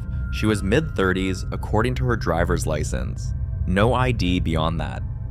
When Marcus helped prepare her body for the morgue, he pulled back the sheet to do a final check and stopped. On her inner right wrist, in the exact same location as the heart attack victim, was the same tattoo. 3 interlocking circles with a vertical line through the center. Same size, same placement, same faded black ink. Marcus stared at it for a long moment. Then he pulled out his phone and compared it to the photo he'd taken of the first tattoo. Identical. Not similar. Not close. Identical. He showed it to Dr. Sarah Chen, the attending on duty. She looked at both images, frowned, and asked the obvious question. Were they related? Marcus shook his head. Different last names. He'd already checked. The man was James Whitmore, local plumber. No next of kin listed. The woman was Teresa Vaughn, worked at a call center, divorced, 1 adult son out of state. Nothing in their chart suggested any connection. Weird coincidence, Dr. Chen said, but she didn't look convinced. Neither was Marcus. At 11:47 p.m., a third patient arrived. Motorcycle accident, male in his 30s, ejected from the bike at high speed. No helmet, massive head trauma. He was DOA, brain matter on the paramedics' report. They pronounced him in the ambulance bay and wheeled him straight to the morgue staging area. Marcus was on his break when the morgue tech called up to the ER. "You need to come down here," the tech said, "now." Marcus took the stairs, something cold forming in his stomach. When he reached the morgue, the tech had the motorcycle victim on the table, his right arm exposed. Inner wrist. Same location. Same tattoo. 3 interlocking circles with a vertical line through the center. Marcus pulled out his phone and took another photo. Then he went back upstairs and pulled all 3 charts. He spread them out on the charge desk and started looking for connections. Different ages, different backgrounds, different causes of death. James Whitmore, 47, myocardial infarction. Teresa Vaughn, 34, smoke inhalation. Derek Chen, no relation to Dr. Chen. 31, traumatic brain injury. No shared addresses, no common employers, no mutual contacts in their emergency contact lists. Marcus even checked their admission times, thinking maybe they'd all been in the ER together at some point before, but nothing matched. These were 3 people who, as far as the hospital record showed, had never crossed paths, except for the tattoo. Dr. Chen came over to look at the charts. "This is impossible," she said, but she was looking at the photos. 3 identical tattoos, same placement, same design, all on people who died within hours of each other in the same ER. Marcus called the police, thinking maybe there was foul play. Maybe the tattoo was some kind of gang marking or cult symbol that indicated a connection they weren't seeing. A detective came out, looked at the photos, ran the symbol through their databases. Nothing. No gang affiliations, no known cult iconography, no missing persons reports that connected any of the 3 deceased. One of the younger nurses suggested they search online for the symbol. They crowdsourced it, posting the image on tattoo forums and symbol identification websites. A few responses came back. Some thought it looked like an alchemical symbol. Others suggested it was a modern occult design. One person claimed it was a custom symbol they'd seen once in a book about sacred geometry, but nothing definitive. Nothing that explained why 3 unrelated people would have the exact same custom tattoo in the exact same location, and nothing that explained why all 3 of them died on the same night. Marcus spent his days off researching. He contacted tattoo parlors in the area, sent them photos of the design, asked if anyone recognized the work. A few artists said it looked vaguely familiar, but no one could place it. One artist said it reminded him of a design he'd seen in a portfolio from a shop that closed down years ago, but he couldn't remember the name. The families were contacted. James Whitmore's brother said James had gotten the tattoo in his 20s, said it was personal, didn't know what it meant. Teresa Vaughn's son said his mother had always had that tattoo, as long as he could remember, but she'd never talked about it. Derek Chen's girlfriend said she'd asked about it once and he'd just said it was from a long time ago, before they met. Dead ends. All of them. Marcus filed the incident report and included all 3 photos. He documented the timeline, the lack of connections, the identical nature of the tattoos. He wrote, 3 unrelated patients, deceased within same shift, bearing identical tattoos in identical locations. No explanation found. Recommend follow-up if similar cases occur, but no similar cases occurred. Not that shift, not that month, not that year. It remained an isolated incident, a cluster of impossible coincidence that no one could explain.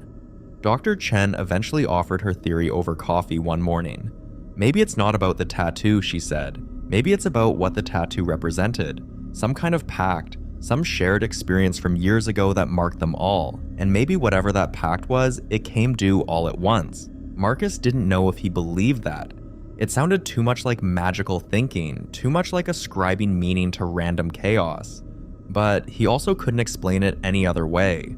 3 people, 1 symbol, 1 night, all dead. The rational mind says coincidence. The pattern-seeking mind says connection. The truth, whatever it was, went to the morgue with all 3 bodies and stayed there. Marcus kept copies of the photos in his phone for years.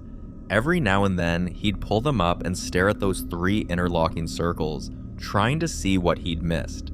Trying to understand what force, what fate, what strange alignment had brought 3 marked strangers to the same ER on the same night to die. He never figured it out. Some patterns he eventually decided weren't meant to be understood. They were just meant to be witnessed and remembered and filed away in the part of the mind where impossible things lived. The prediction started with an old man in bed 7, and if Henry had been paying closer attention, he might have realized something was wrong sooner. But it was a Thursday night, which meant understaffed and overwhelmed. And when you're juggling 6 patients with 3 more waiting in triage, you don't have time to analyze the odd comment from a confused elderly patient. The man's name was Walter Pritchard, 82 years old, admitted for chest pain and shortness of breath. Possible heart failure, possible pneumonia, possibly both. He was stable when Henry checked on him at 9:15 p.m. Vitals good, oxygen saturation holding at 94%. Walter was alert and oriented, if a bit restless. He kept looking toward the ER entrance, craning his neck to see past the curtain. "Everything okay, Mr. Pritchard?" Henry asked, adjusting the nasal cannula that had slipped down the man's face. Walter nodded but didn't stop looking toward the entrance. "The girl's coming soon," he said. "The one with the blue jacket. She's gonna need help." Henry glanced toward the entrance. The waiting room was visible from this angle, and there was no one there wearing a blue jacket. Just a couple waiting with their feverish toddler and an older woman with her arm in a makeshift sling. "Let's focus on you right now," Henry said. "The standard nurse redirect. Your breathing sounds better. How's the pain?" But Walter wasn't listening. "She'll be here in about 5 minutes," he continued. "Car accident. Broken arm and a lot of glass in her face. You should probably get the suture kit ready." Henry made a note in the chart about possible confusion or early delirium. It wasn't uncommon in elderly patients, especially with oxygenation issues. He finished his assessment and moved on to the next patient. At 9:21 p.m., the ambulance bay doors opened. A woman in her 20s wearing a bright blue jacket wheeled in on a stretcher. "Car accident," the paramedic called out. "Single vehicle hit a telephone pole. Broken left radius, facial lacerations from windshield glass." Henry stopped in the middle of the hallway. He looked back at bed 7, where Walter Pritchard sat calmly, no longer looking toward the entrance. The old man caught his eye and gave a small nod, as if to say, "I told you so." Coincidence, Henry thought. Lucky guess. Maybe Walter had heard sirens in the distance. Maybe he'd seen something Henry hadn't noticed. The mind was good at finding patterns, even when there weren't any. He went back to work, helped admit the woman in the blue jacket, assisted with her x-rays and suturing. By 10 p.m., she was stable and moved to an observation bed. Henry checked on Walter again. The old man was dozing, oxygen levels still good. But at 10:05 p.m., Walter woke up suddenly and called out for a nurse. Henry responded, thinking the man was in pain or having trouble breathing. Instead, Walter grabbed his arm with surprising strength and said, "The heart attack's coming in now. Middle-aged man, gray shirt. He's going to collapse in triage. You need to move." Henry felt the hair on his arm stand up. He pulled away gently and walked quickly to the triage area, telling himself this was stupid. This was just a confused old man. There was no reason to. A man in his 50s wearing a gray polo shirt stumbled through the ER entrance. He made it 3 steps before clutching his chest and going down hard. The triage nurse was already moving, calling for help, and Henry was there within seconds.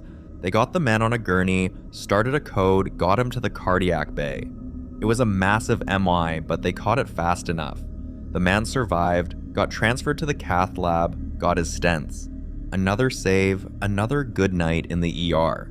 Except Henry couldn't shake the feeling that it shouldn't have been a surprise. That Walter Pritchard had called it, had seen it coming with impossible clarity. He went back to bed 7 at 11 p.m. Walter was awake, calm, watching the ceiling. "How did you know?" Henry asked quietly. Walter looked at him with clear, lucid eyes. "I can see them coming," he said. "The ones who need help. They're in a line, walking toward the doors. I can see what's wrong with them before they arrive." Henry didn't know what to say to that. It sounded like a delusion, like the kind of thing a hypoxic brain might generate. But Walter had been right. Twice. Specifically, impossibly right. Over the next 2 hours, Walter made 3 more predictions. At 11:23 p.m., he said a child with a broken collarbone would arrive, hurt from falling off playground equipment.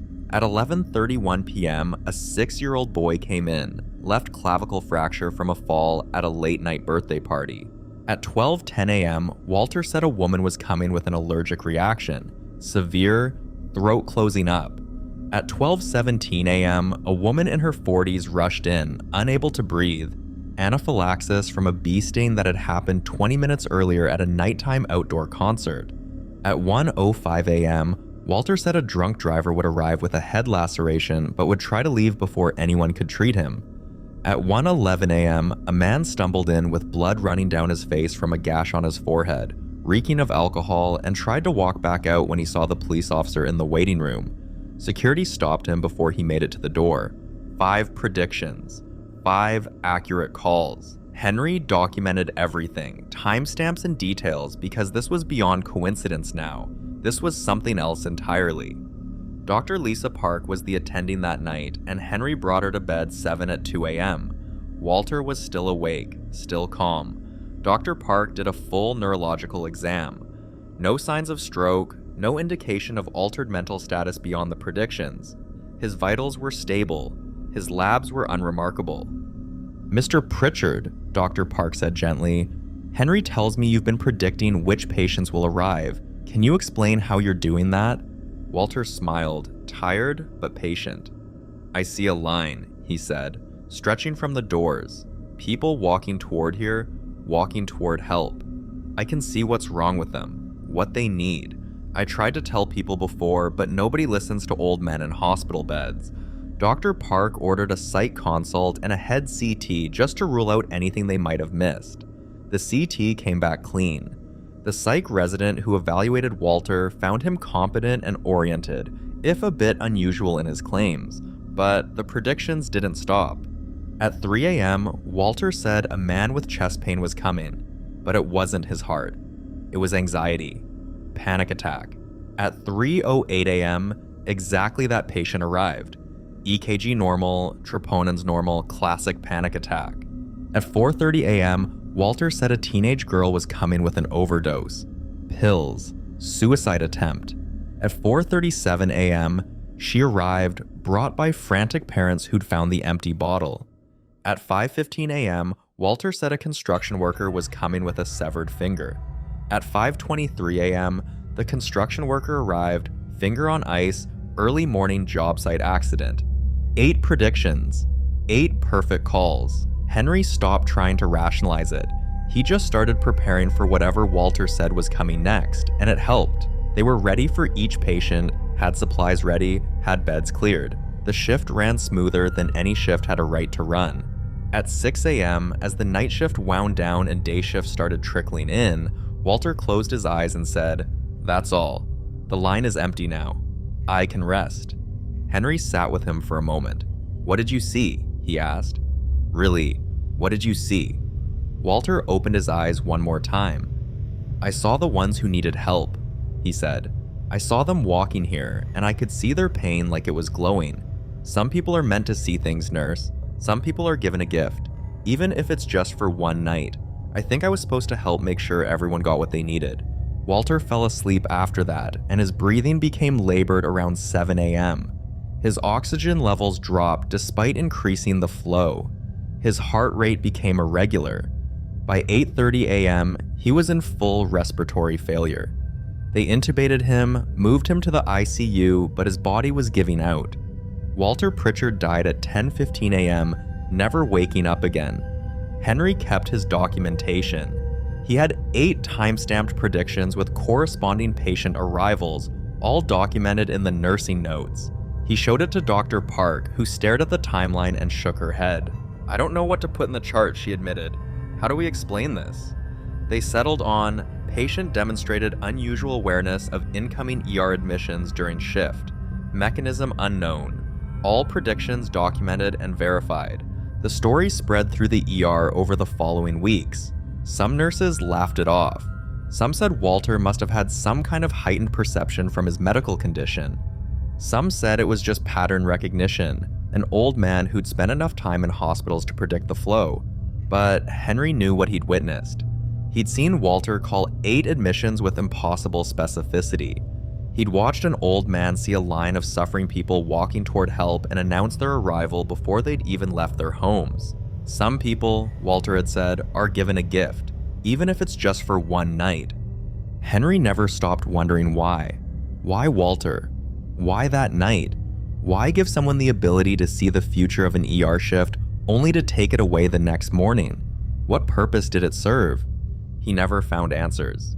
But he kept the documentation in his locker, printed and dated and preserved. Because sometimes the impossible happens in the ER, and sometimes it happens so clearly that it can't be denied. 8 predictions, 8 arrivals, 1 old man who saw what was coming and tried to help. "The line is empty now," Walter had said. "I can rest." And maybe that was the answer. Maybe the gift wasn't about proving anything or explaining anything.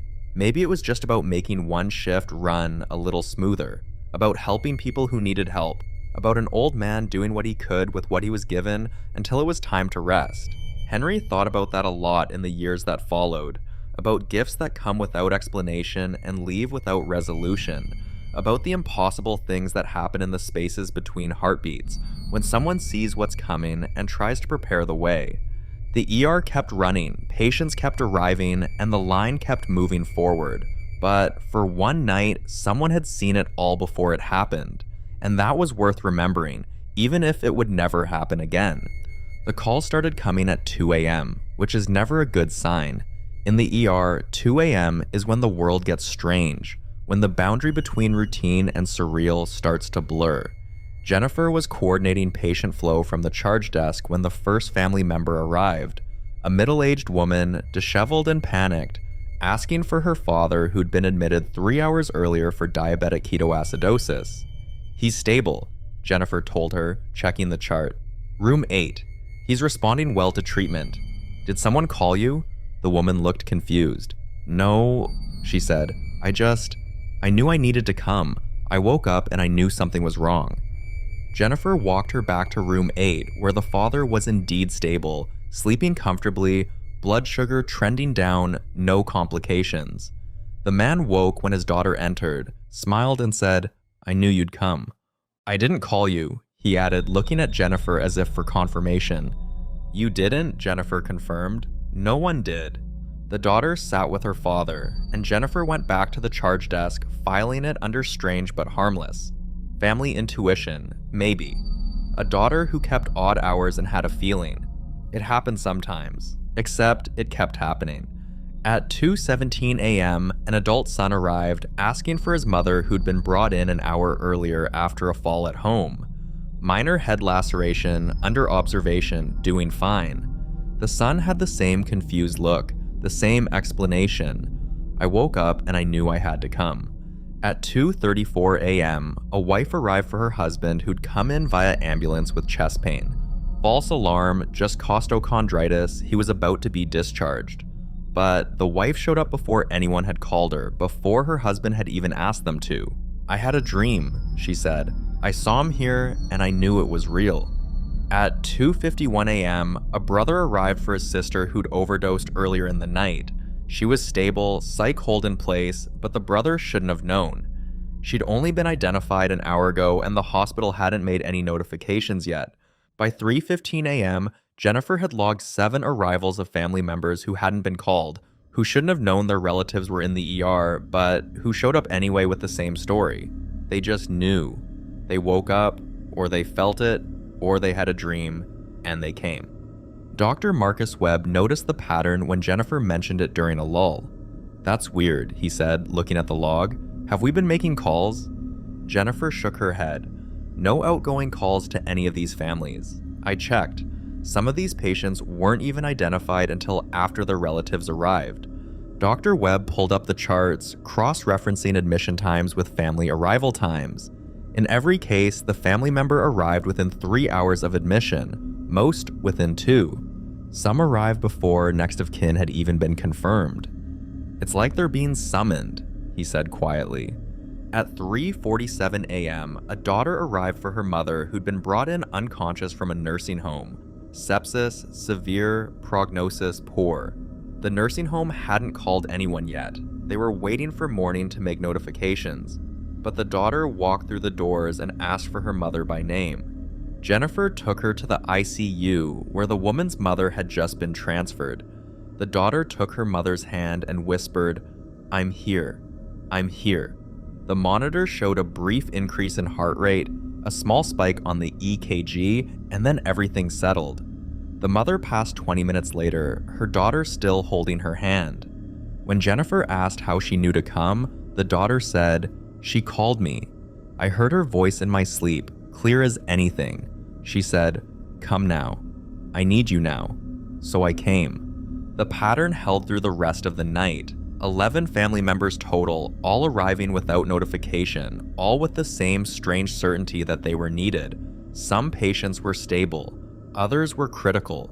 A few died within hours of their family's arrival, as if they'd been holding on just long enough for someone to be there. By 7 a.m., when day shift took over, Jennifer had documented all 11 cases. She showed the log to the night supervisor, who stared at it for a long moment. "What do you think it means?" Jennifer asked. The supervisor, a practical woman named Carol who'd been nursing for 30 years, shook her head.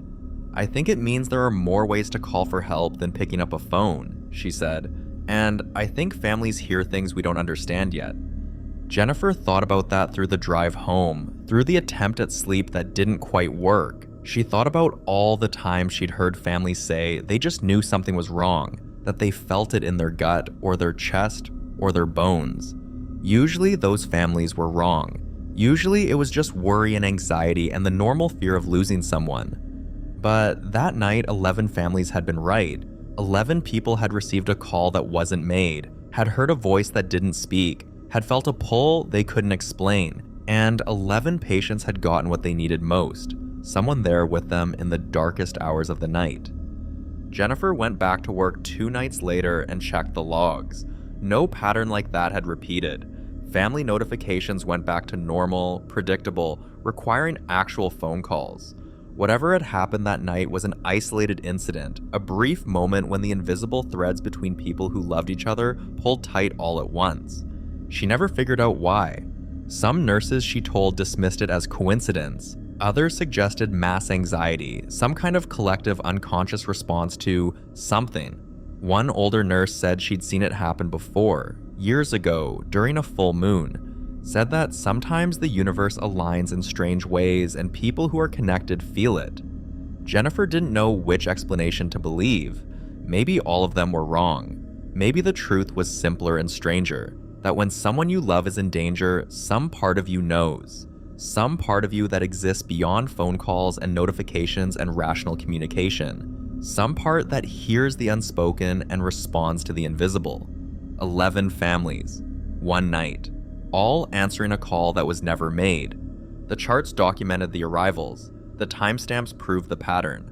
But no one could explain the mechanism, the how or the why. It just was. And in the ER, where impossible and routine trade places hourly, maybe that was enough. Jennifer kept a copy of that night's log in her bag for years. Sometimes she'd pull it out and read through the names and times, remembering the faces of those families as they walked through the doors. Confused but certain, lost but found.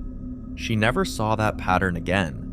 But she stopped being surprised when families showed up just in time, when they arrived at the exact moment they were needed without anyone telling them. Because after that night, she knew there are calls that transcend phones and words. There are connections that run deeper than anyone can measure. And when those connections pull, when they sing out across distance and sleep and rational explanation, people listen. People come. And somehow, impossibly, they arrive exactly when they're supposed to. The dream came up 3 times before Dr. Elena Vasquez paid attention to it. And by then, it was too late to do anything but document the pattern and wonder what it meant. The first patient was a man in his 60s, scheduled for a routine gallbladder removal. Straightforward laparoscopic procedure, low risk, standard pre-op assessment. During the anesthesia consult, the man mentioned he'd had a strange dream the night before. "I was in a garden," he said, "and there was a woman in a white dress standing by a fountain. She told me I wouldn't wake up." The anesthesiologist, Dr. Patel, made a note about pre-surgical anxiety and reassured the patient that the procedure was very safe, that he'd be awake in recovery before he knew it. The surgery went fine. The patient woke up in recovery, groggy but intact, and went home 2 days later. But Dr. Vasquez, who'd been covering the surgical floor that week, heard about the dream and felt a small, cold finger trace down her spine. She'd heard that dream before, years ago, from another patient. The garden, the fountain, the woman in white, the prediction that wouldn't come true, until it did. The second patient was a woman in her 40s, elective knee replacement. Healthy, active, excellent surgical candidate. During her pre-op assessment, she mentioned to the nurse that she'd had a vivid dream. There was a garden, she said, and a woman in a white dress. She was standing by a fountain, and she told me not to be afraid. She said I wouldn't wake up from the surgery, but that it would be peaceful. The nurse, Denise, flagged Dr. Vasquez immediately. She remembered the first patient's dream, remembered the strange specificity of it. Dr. Vasquez came to talk to the woman herself, asked her to describe the dream in detail. The garden had stone paths, the woman said. Lots of roses, red and white ones. The fountain was old, made of gray stone with water that sounded like wind chimes. The woman in the white dress had long dark hair and kind eyes. She didn't seem scary at all. She just told me very calmly that I wouldn't wake up, but that I shouldn't be afraid because it wouldn't hurt. Dr. Vasquez felt her stomach tighten. She ordered additional cardiac workup, extended monitoring, consulted with anesthesia about the safest possible approach. Everything came back perfect. Strong heart, clear lungs, no underlying conditions that would indicate surgical risk. The surgery was scheduled for the following morning. Dr. Vasquez made sure she was there, watching from the observation gallery as the orthopedic team prepped the patient. The anesthesia induction went smoothly. The patient went under without complication. 40 minutes into the procedure, during what should have been a routine moment, the patient's heart stopped. No warning, no decline in vitals, just sudden cardiac arrest. The team responded immediately, started compressions, pushed drugs, shocked her twice. They got her back after 6 minutes, finished stabilizing her, aborted the surgery. But she never woke up. Not that day, not the next. The scans showed massive global hypoxic brain injury from the arrest. No explanation for why her heart had stopped, no underlying pathology, no surgical complication, nothing that should have caused it. Her heart just stopped, and by the time they got it started again, too much damage had been done. The family withdrew care 3 days later. The woman died peacefully, just like the woman in white had promised. Dr. Vasquez documented everything. The dream, the description, the unexplained cardiac arrest, the outcome. She filed it as an unusual case study, but she couldn't publish it. What was she going to say? Patient prophetically dreamed of her own death? It sounded like superstition, like the kind of thing that would get her laughed out of a medical conference. But then came the third patient. A man in his 50s scheduled for a hernia repair. Simple, routine, done 100 times a day in hospitals across the country. During his pre-op interview, he told the nurse about his dream. Before the nurse could even finish taking his history, Dr. Vasquez was paged. She arrived at the pre-op area and asked the patient to describe his dream. He looked at her strangely, wondering why a doctor was so interested, but he told her anyway. A garden, he said. Stone paths, lots of roses. There was a fountain in the middle, old stone, water that sounded musical. A woman in a white dress with long dark hair stood next to it. She smiled at me and said I wouldn't wake up from the surgery. She said it was my time, but not to be afraid because she'd be there to guide me. Dr. Vasquez felt the blood drain from her face. She canceled the surgery on the spot. The patient was confused. The surgeon was furious. The hospital administrator demanded an explanation.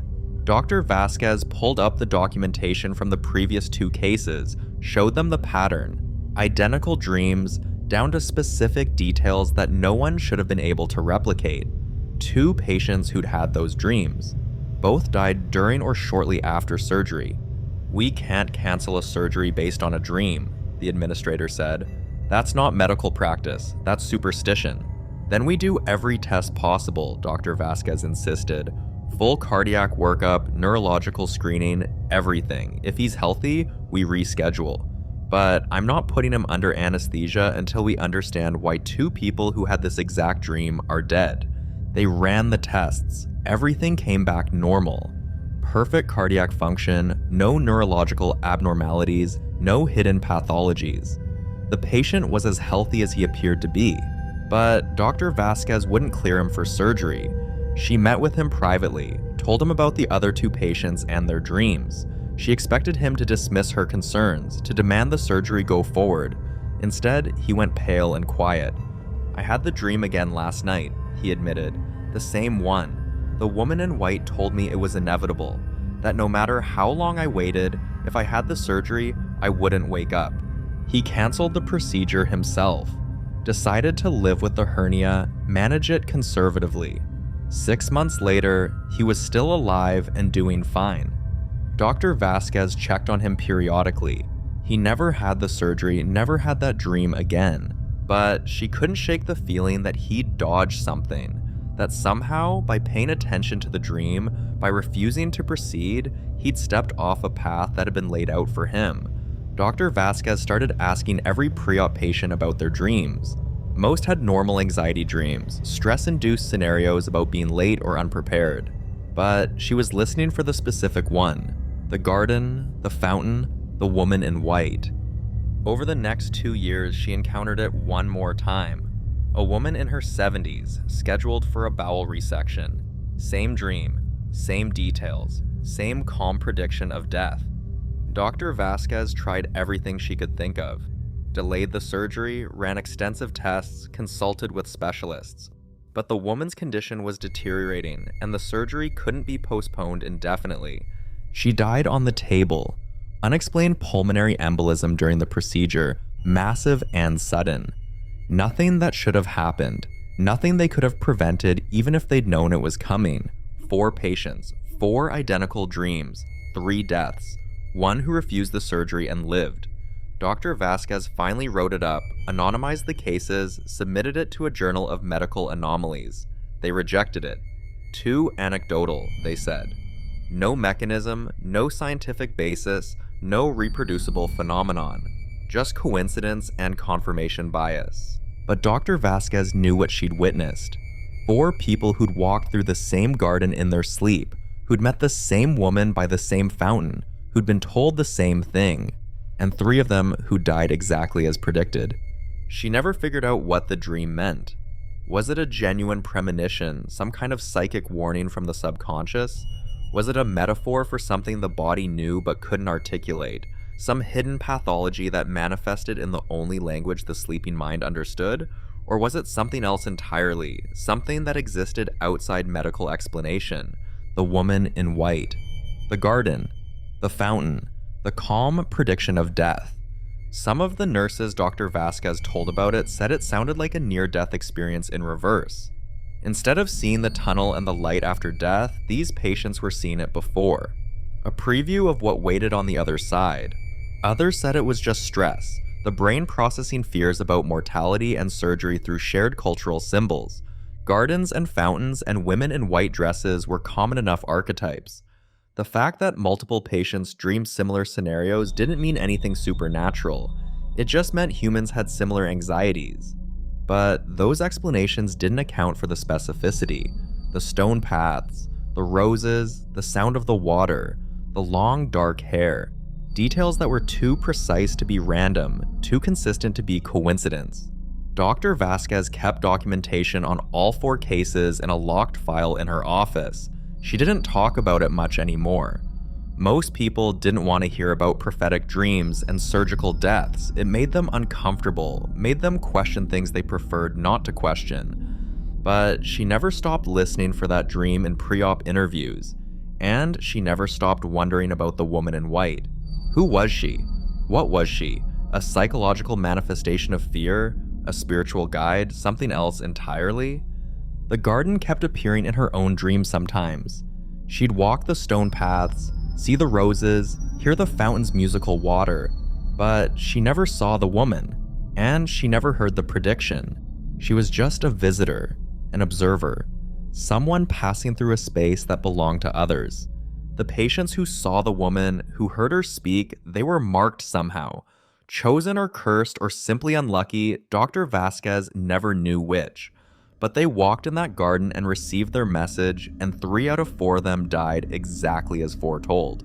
The 4th patient, the man who'd canceled his hernia surgery, called Dr. Vasquez 5 years later.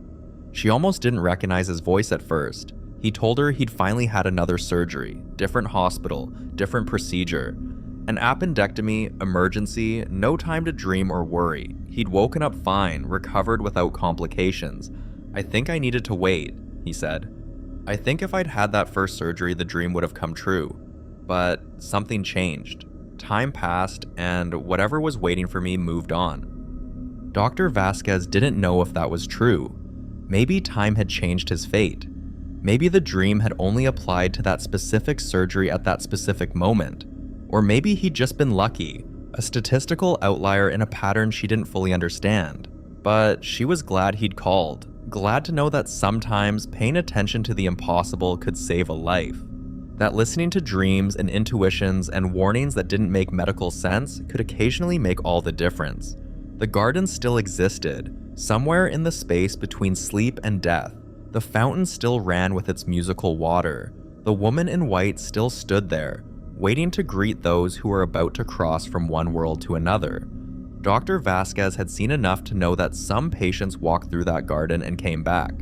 Others walked through and stayed, and a very few, like the man who'd called, walked up to the entrance and turned away just in time. She didn't understand it, probably never would, but she kept listening for the dream in every pre-op interview, kept watching for the signs that someone had received a visitation from the woman by the fountain. Because in the strange space where medicine met mystery, where biology brushed against something beyond understanding, sometimes the impossible gave warnings. Sometimes it showed mercy. Sometimes it let people choose whether to proceed or to wait. And sometimes, just sometimes, listening to those warnings was the most rational thing a doctor could do. The garden remained. The fountain flowed. The woman in white waited with her message, and Dr. Vasquez documented each encounter, building a file of impossible coincidences that looked more like a pattern with every case she added. 4 dreams, 3 deaths, 1 escape, all connected by a vision no one should have been able to share. Somewhere in that pattern was an answer. Somewhere in the garden with its stone paths and roses was an explanation that would make sense of everything. But Dr. Vasquez never found it. She just witnessed it, recorded it, and carried the weight of knowing that some patients came to the hospital already marked by something she couldn't see. The dream persisted, the pattern continued, and medicine, with all its science and certainty, had no response except to document and remember and wonder what it meant when 4 people walked through the same impossible garden and 3 of them never came back. The night stretched on, and the patterns in the ER seemed to multiply. Coincidences layered upon coincidences until the boundary between random chance and something more deliberate began to blur. Dr. Sarah Chen stood at the charge desk at 4 a.m., reviewing the night's admissions, and felt the strange weight of it all settling on her shoulders. In medical school, they taught probability and statistics. They taught that humans were pattern-seeking creatures, prone to seeing connections where none existed. They taught that coincidence was just coincidence, that the universe didn't arrange itself in meaningful ways. It was all random chance and biological cause and effect.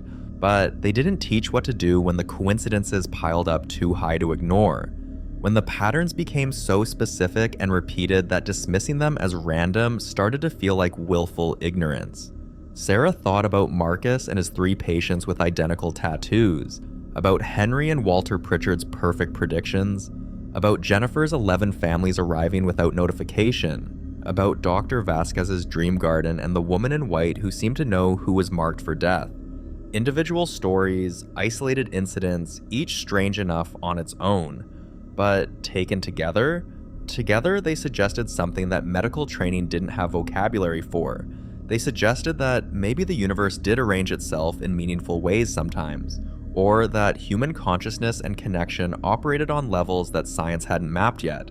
A patient called out from room 12, pulling Sarah back to the present. She responded, handled the immediate need, returned to the desk. The ER was quiet now. That strange 4 a.m. lull where the drunk and injured had been processed and the morning rush hadn't started yet. In that quiet, Sarah found herself thinking about all the impossible things she'd witnessed in her years of emergency medicine. Not just the strange coincidences, but the moments that defied explanation. The patients who should have died but didn't. The ones who should have lived but couldn't be saved. The families who knew things they couldn't have known. The last words that turned out to be prophecies. Medicine tried to contain it all within rational frameworks, tried to explain it with biochemistry and physics and probability. And most of the time, those explanations worked. Most of the time, the universe followed predictable rules. But not always. Not in the spaces between heartbeats, in the moments when life and death traded places, in the strange hours of the night when reality seemed to thin and something else showed through. Sarah pulled out her phone and opened a note she'd been keeping for months. A list of the unexplainable things she'd encountered or heard about from other staff. It was longer than she'd realized.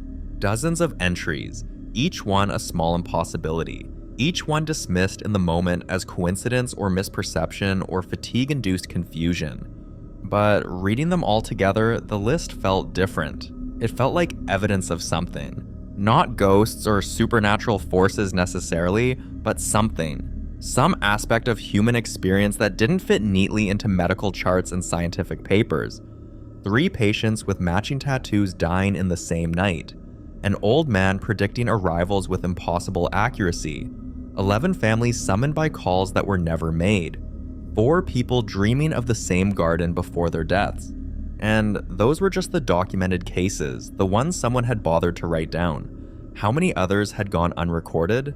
How many nurses and doctors had seen similar patterns but never mentioned them, afraid of being dismissed or doubted? Sarah made a decision. She started a new file on her computer, password protected and private. She titled it Anomalous ER Incidents, and began transcribing the stories she'd collected. Not to prove anything or publish anything, but just to preserve them, to create a record of all the impossible coincidences and unexplainable patterns that unfolded in the space between medicine and mystery.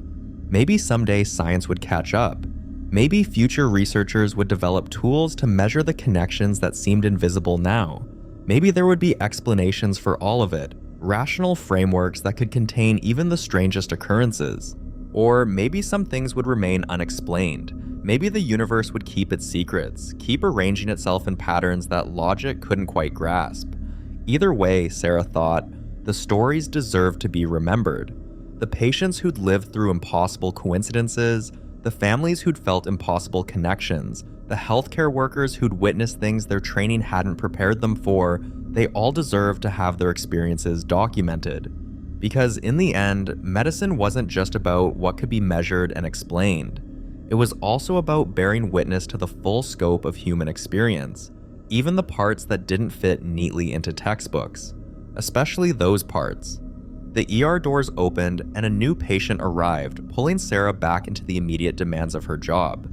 She closed her file and returned to the work of saving lives, of addressing tangible problems with concrete solutions. But the file remained, growing slowly over the months and years that followed.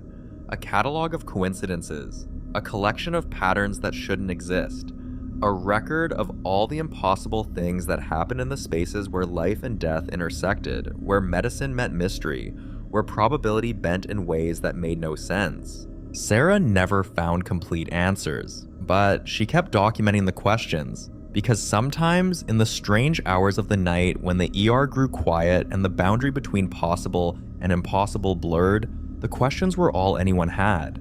And maybe, she thought, maybe that was enough. Maybe recognizing the patterns, acknowledging the mysteries, and preserving the stories was its own form of understanding. Not scientific, not provable, but real nonetheless. The night shift continued. Patients arrived and departed. Lives were saved and lost. The predictable and the impossible unfolded side by side, as they always had, as they always would. And in the quiet moments between emergencies, Sarah added to her file. One story at a time, one impossible coincidence after another, building a record of all the things that medicine couldn't quite explain, but couldn't quite dismiss either. The patterns persisted, the coincidences accumulated, And somewhere in the accumulated weight of all those strange occurrences, there was meaning. Sarah couldn't name it or measure it or prove it existed, but she knew it was there, in the matching tattoos and prophetic dreams and impossible synchronicities that defied probability, in the moments when the universe seemed to be trying to say something, if only anyone could figure out what. The file grew, the mysteries remained, and the ER kept running, a place where science and impossibility shared space, where healers and patients together navigated the strange territory between what could be explained and what could only be witnessed.